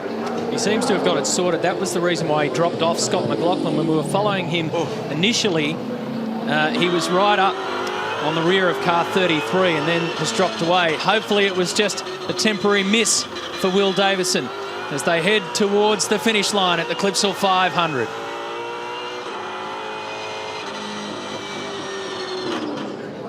This fight's continuing between Scott Pye, Rick Kelly and Alex Davison for 12th, 13th, 14th. 3 different cars, 3 different teams, 3 different car constructors. This is the beauty of the new era of V8 supercars. And the Nissan looks strong. Kelly is giving Pye a run for his money here. Former Clipsal champion 2007. Alex Davison won the Carrera Cup round here last year, but steps back in this year with the Geldwin Ford run from FPR. Van Gisbergen's margin is 6.6 seconds back to Jamie Whincup, so he's holding the margin. Lowndes 3rd, Ingle 4th, McLaughlin 5th. Pretty evenly spaced. Will Davison, Winterbottom, Bright, Courtney, Tony D'Alberto up into the top 10 in the High-Flex Commodore, car number 3. On target for what would be his best run at Clipsal in quite a few years. He's finished 7th here before, but look at Rick Kelly. The Ultima has got some pace. Pye's a little bit wide. Here's a chance, but the issue's been generally from the Nissan guys. They've said, oh, he's in the gap here. He's going to get his nose up in front, so Pye will have to yield. In fact, he yielded a little bit too much because Alex Davison pounces. He goes in really deep and clangs into the fence. He made a mistake. The car's in the fence, and this will be a safety car. We've waited 78 laps yesterday, 64 today, and instantly on lap 65, we have the safety car. We nearly made it through 500 Ks of racing. Just got loose somehow. Sorry. That's Alex Davison. He's okay. Charlie Schwerkolt, team owner. That's Tim Schenken, race director there. Cam McConville to the left, former V8 supercar driver, who is now the driving standards observer for the series. Charlie Schwerkolt. Oh well, I'll have to come back at Simmons Plains. Rusty French just to the right there, new co-owner of FPR. 64 laps down. Van Gisbergen's the leader, but his 6-second margin will disappear here. Clipsal 500 always delivers. It's about to get very spicy. 14 to go.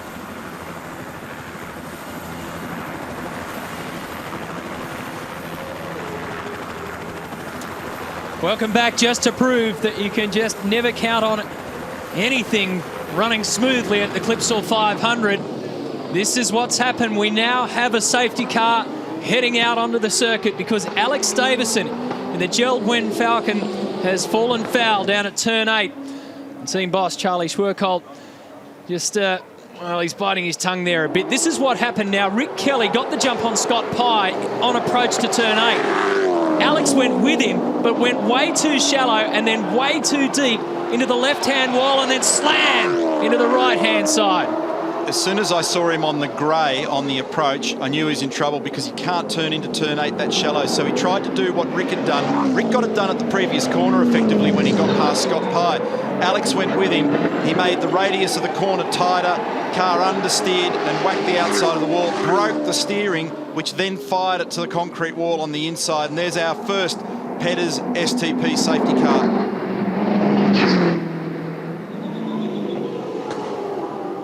That's a really big impact. And as you've seen over the years, often the result is exactly that.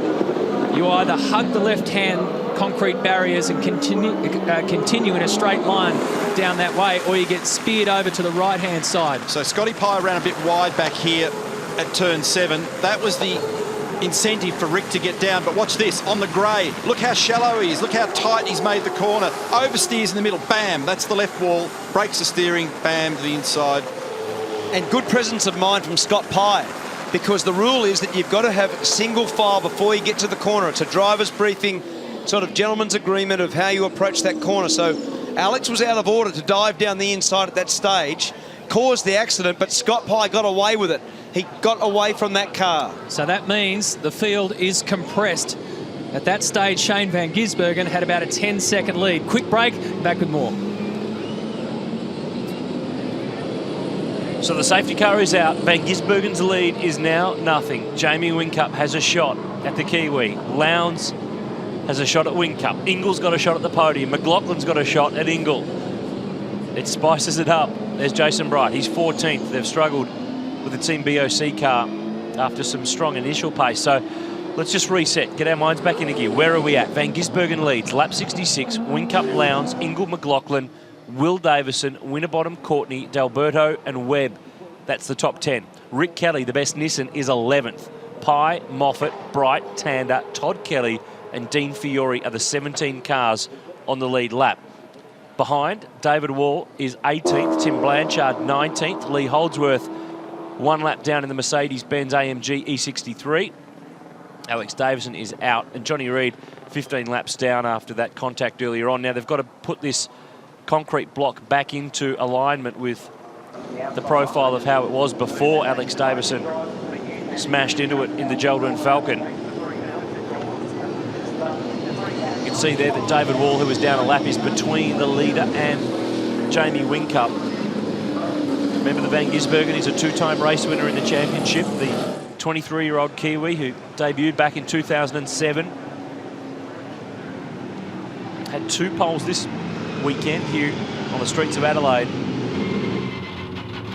Had a podium late last year in Abu Dhabi. This is the shot from on board with the champ. You can see he's in 4th gear here, just cruising along. A chance for everyone to catch their breath. Been amazed if we'd gone 2 full races in Adelaide. In general, obviously you can be without a safety car. Accelerating, decelerating, swerving. No more than 5 car laps to the car in front. When we restart, obviously the leader has to maintain 80. And then when the safety car is in pit lane and the green flag is called, then you can overlap at the last corner, but you cannot pass to the control line. That's Mark Dutton, engineer for Jamie Whincup, just reminding him of all the things. Yes, he's done restarts plenty of times before, but it's always good just to refresh and remind. We're on lap 67, single file restart here this weekend at the Clipsal 500. We've got a race to the line. Who can claim the Clipsal crown? We're going to find out in 12 laps time. So, this is the scenario. We're on lap 67 out of 78. We're behind the Chrysler safety car. Shane van Gisbergen is the leader of the race. Jamie Whincup is 2nd. His Red Bull teammate Craig Lowndes is 3rd.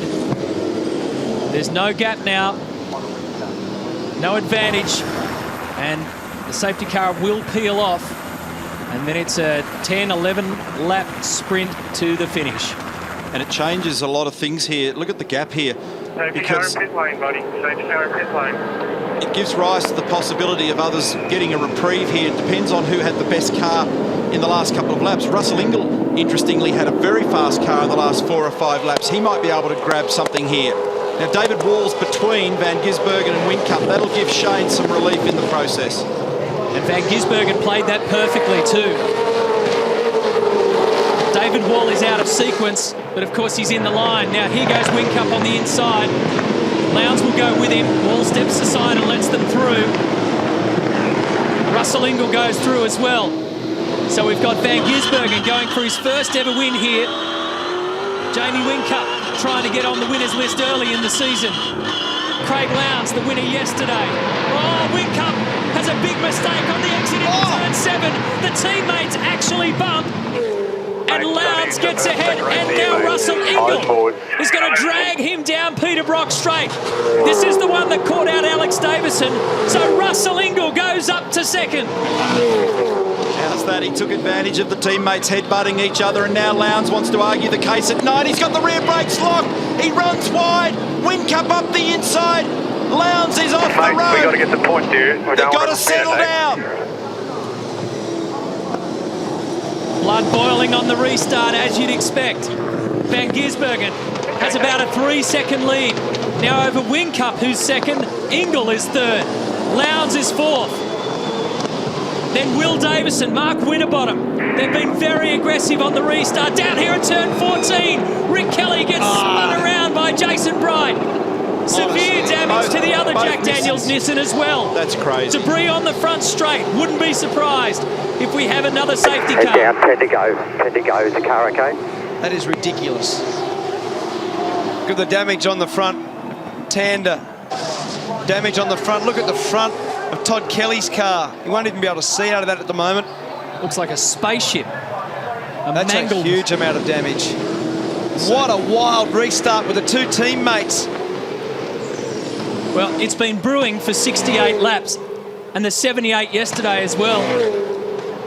And it exploded in one lap after the restart. So let's see if they can settle down.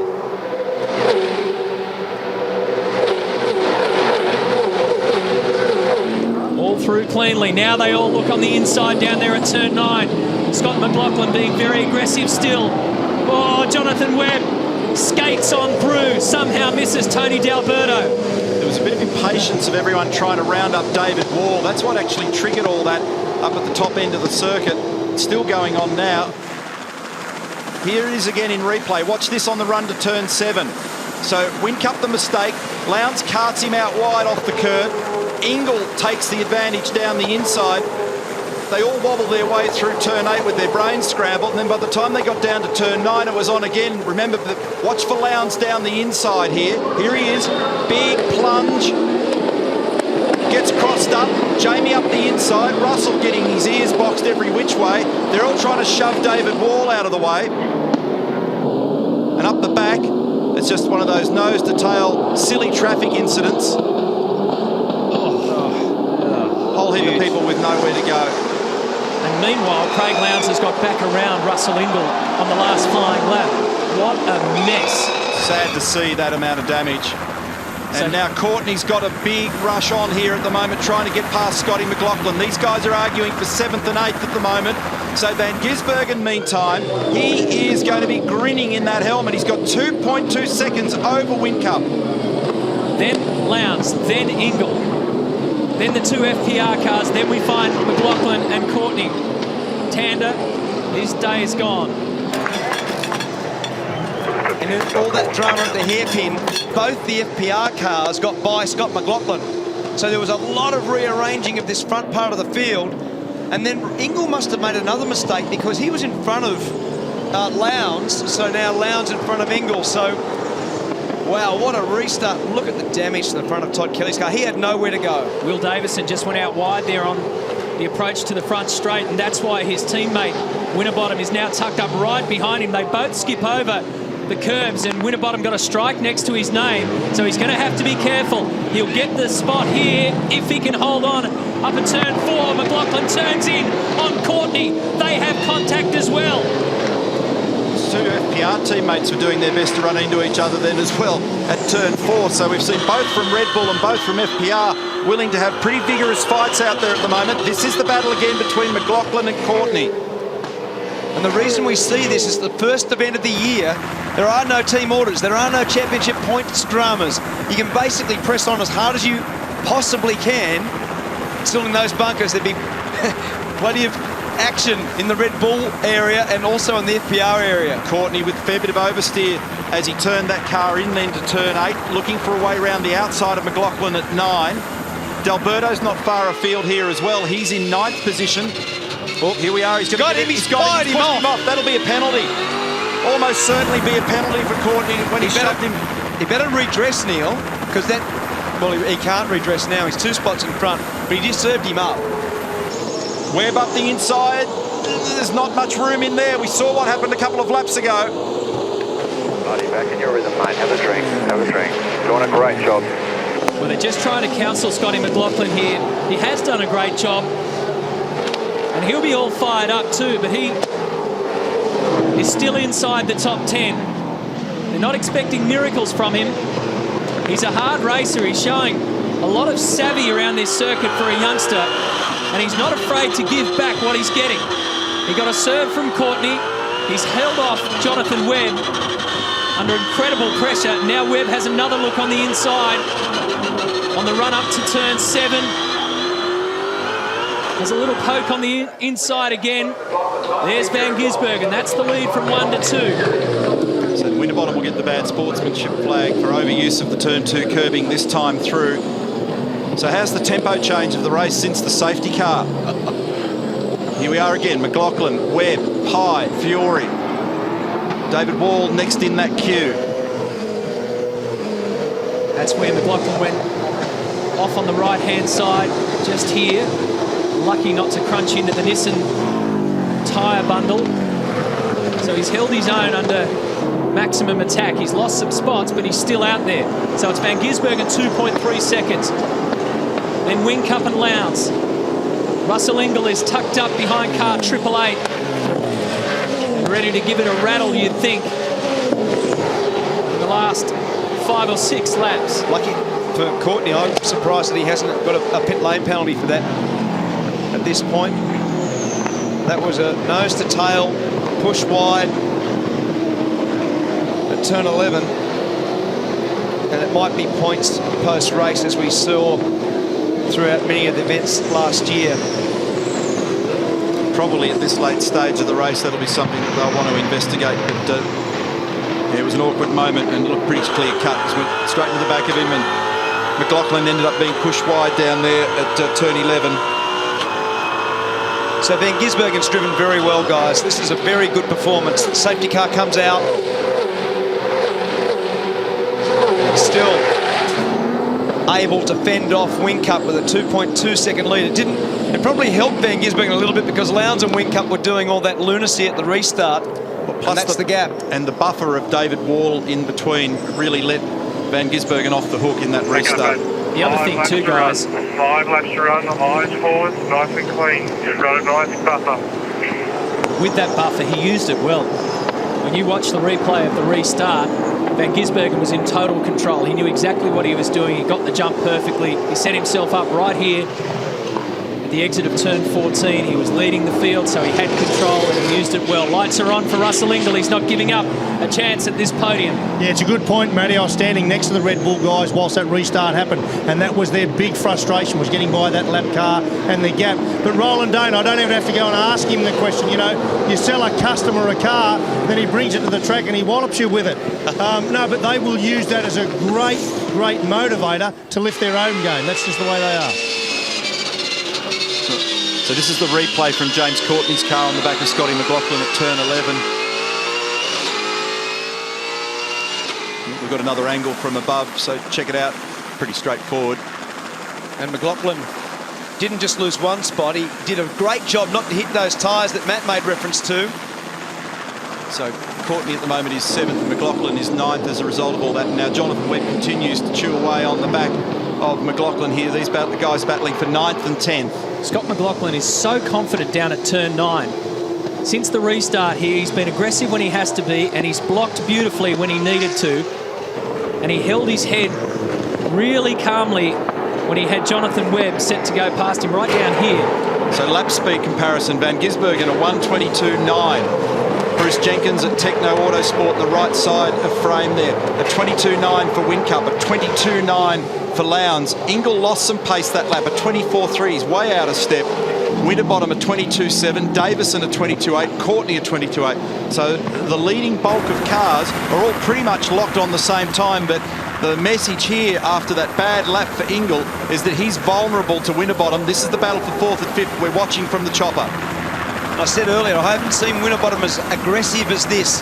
He's got a new engineer, young James Small, on the radio to him, and he will put plenty of pressure on Ingall in the closing laps. Yeah, we just want it.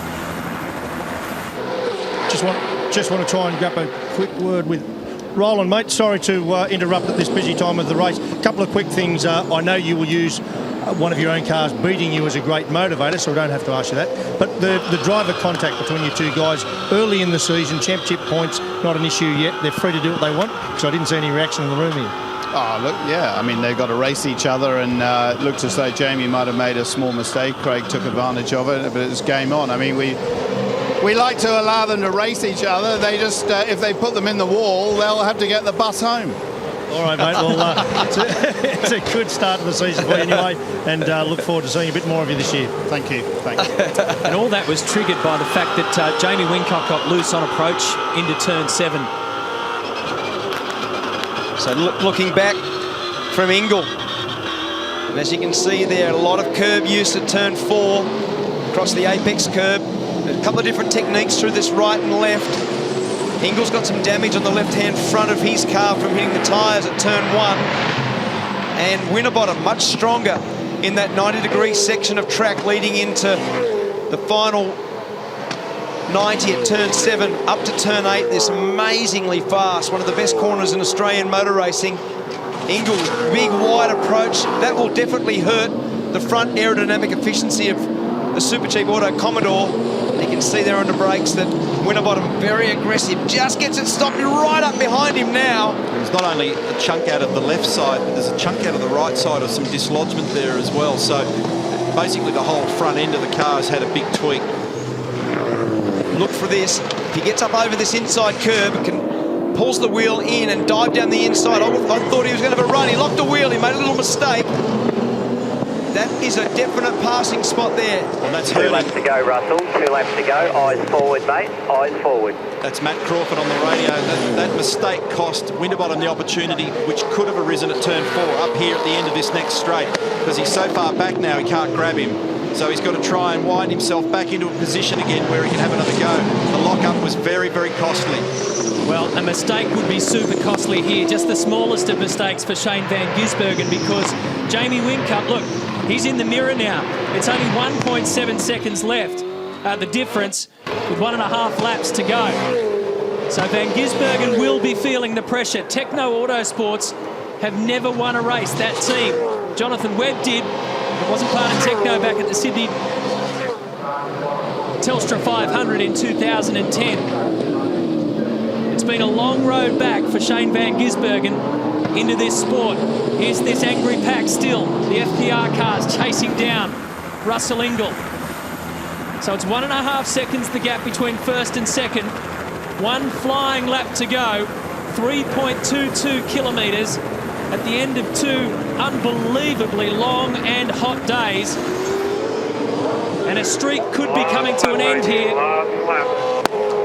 because lap speed 22.6 for Van Gisbergen, 22.6 for Whincup, and then we'll see a little gap, 22.9 for Lowndes.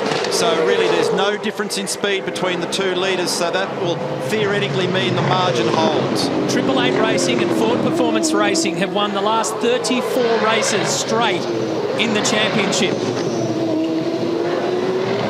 Can Shane Van Gisbergen deliver Techno Autosports their first win? His first in a Commodore, his first at this circuit, and not only that, he'll become the first Kiwi to win as well. With a 1.6 second lead, just limit the risk, Matt. Do not go through here as hard as you need to on a normal lap. Just leave some room. Leave some room for yourself. You didn't do that. Break it early for this. You've got plenty of time. Just don't make a mistake. Yet again, Whincup will be on the podium. He was 3rd yesterday. Bruce Jenkins looked like a stress ball, didn't he? Yeah. A big bag of points for Red Bull Racing Australia. But at the end of season 2012, there was a massive question mark over the future of this young Kiwi superstar. Well, now there are no questions. The Holden VF Commodore and Techno Autosports get their first win. The Gears is the Clipsal champion of 2013. The race that came alive 10 laps out. Whincup and Lowndes round out the podium. What about the Enforcer? 49 years of age, 4th. One of the toughest races that we've got. That's why Walkinshaw Performance and Super Cheap Auto are celebrating. Mark Winterbottom and Will Davison make it 5th and 6th. And one thing we know about Shane Van Gisbergen is he will not hold back on the celebrations. He's going to drift this thing the whole way home.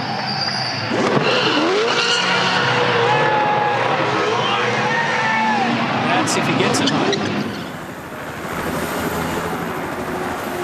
23 years of age now. He signalled his intention to walk away from the sport for at least a year at the end of last year. He left Stone Brothers Racing. He found a new home, controversially, under a big legal question mark too, at Techno early last month. He returns to V8 Supercars. He was no doubt in the running yesterday. So 2 pole positions and a race victory out of the Clipsal 500 weekend. Well, nobody's done that before.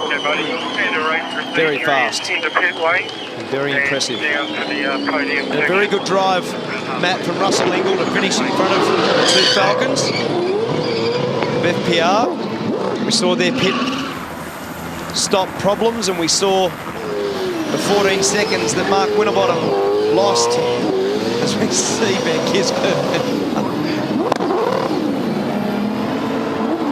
He did it the tough way too. He led 51 out of the 78 laps. He had them all trying to round him up for more than 3/4 of this race. They couldn't catch him. And of course, the format here at the Clipsal 500, whoever wins race 2 on the Sunday is also crowned the Clipsal 500 event winner. And Shane Van Gisbergen not only becomes the first Kiwi winner on these streets, but also the 9th different Clipsal 500 overall champion. So Whincup and Lowndes there, 2 Fords inside the top 10. Great effort from Tony D'Alberto to finish 8th. And we followed the fortunes of Scotty McLaughlin. A great weekend for the teenager, 2 top 10 finishes. So we got down to 17th. The leading Nissan was James Moffat. Which is a good performance there for James, 13th place, just outside that 10, but I can't help but feel for his teammates, Todd and Rick Kelly. They'll be standing up there in that garage at the moment looking at massive damage and a lot of work there. That's what they don't need in the early development phase of this car. So yesterday there were 4 DNFs, and we were saying the average here is about 7 per race. Today there was 11. So they've got the average back on track anyway. The stewards will be looking into, we just saw that come across our wire, that the stewards will be looking into the incident with Courtney and Scott McLaughlin.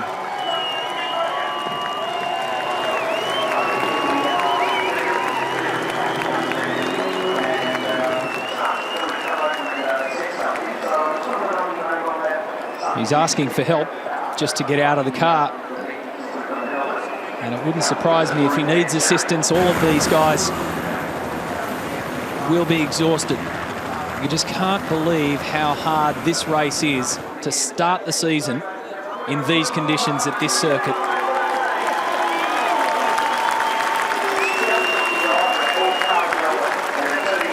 He's a pretty carefree, happy-go-lucky kind of guy, Shane Van Gisbergen.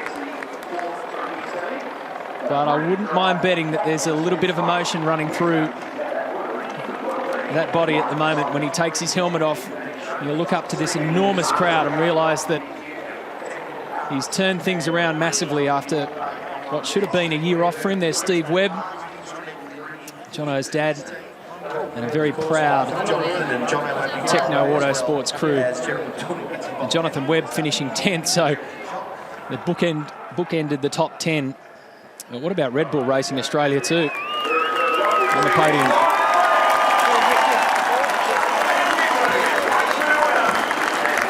He reaches for the sky, Shane Van Gisbergen.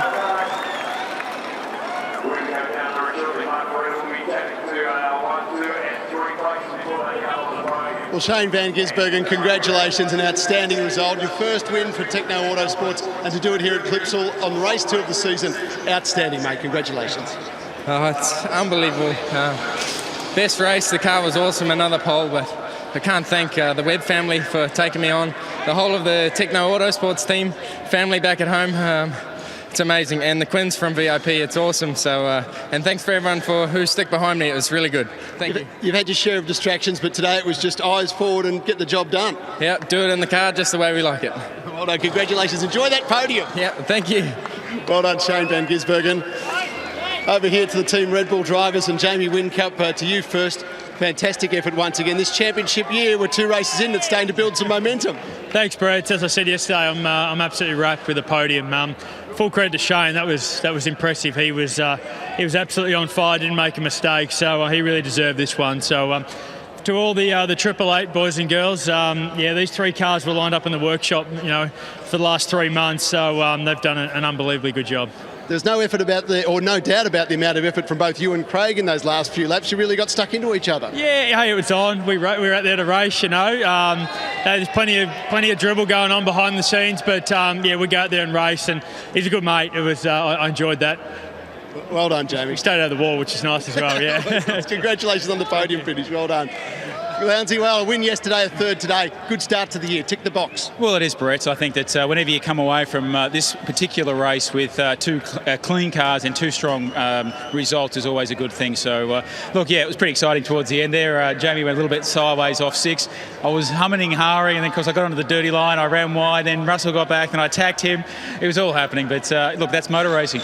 Clipsal just the way we love it. Always fantastic to come here to this incredible arena, Lowndesy, and get a result like that. I mean, this is something special. Oh, look, it is, Brett, and I think it's a testament to the crowd. I think it's, fantastic weekend.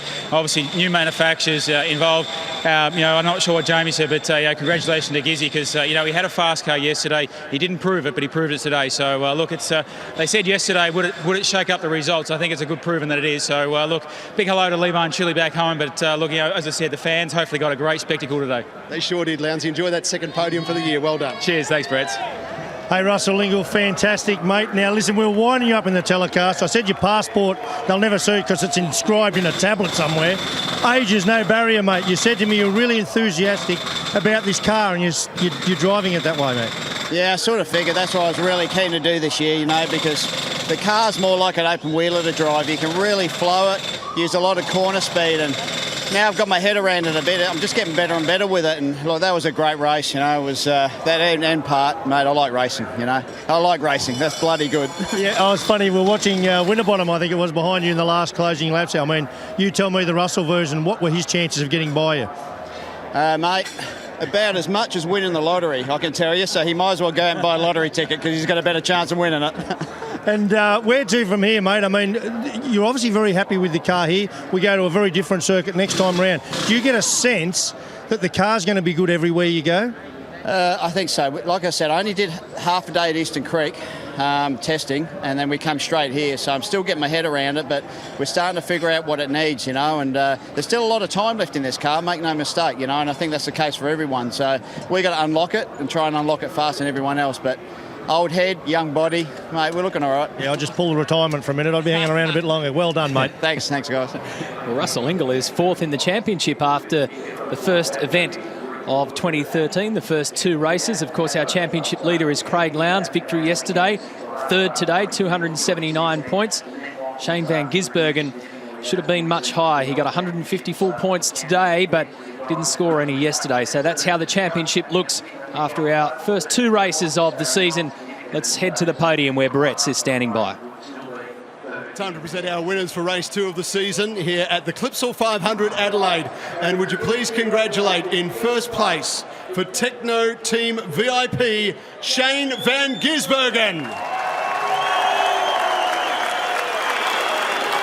In second place, Jamie Whincup, Red Bull Racing Australia. And in third place for Red Bull Racing Australia, Craig Lowndes. Representing the winning team, Techno Team VIP, is Bruce Jenkins.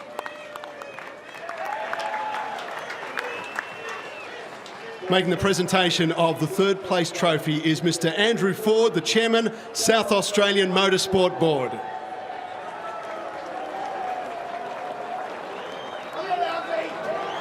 Presenting to second place, Mr. Grantley White, Sales Director of our major sponsor Clipsal by Schneider Electric. Making the presentation to the winning team, the Honourable Leon Bignell MP, Minister for Motorsport. And presenting to our winner, Shane Van Gisbergen, the first place trophy, the Honourable Jay Weatherill MP, Premier of South Australia, who has secured the event up until 2021. And presenting the winner's laurel as well, the Honourable Jay Weatherill MP, Premier of South Australia. Ladies and gentlemen, the 2013 Clipsal 500 Adelaide Race 2 winners. It's the third career victory for Shane Van Gisbergen. He won 2 races during the course of the 2011 season. One in his home country on the streets of Hamilton and one at Hidden Valley in Darwin, but this is by far the biggest of his V8 supercar career. In front of this enormous crowd at the Clipsal 500, he's the champion.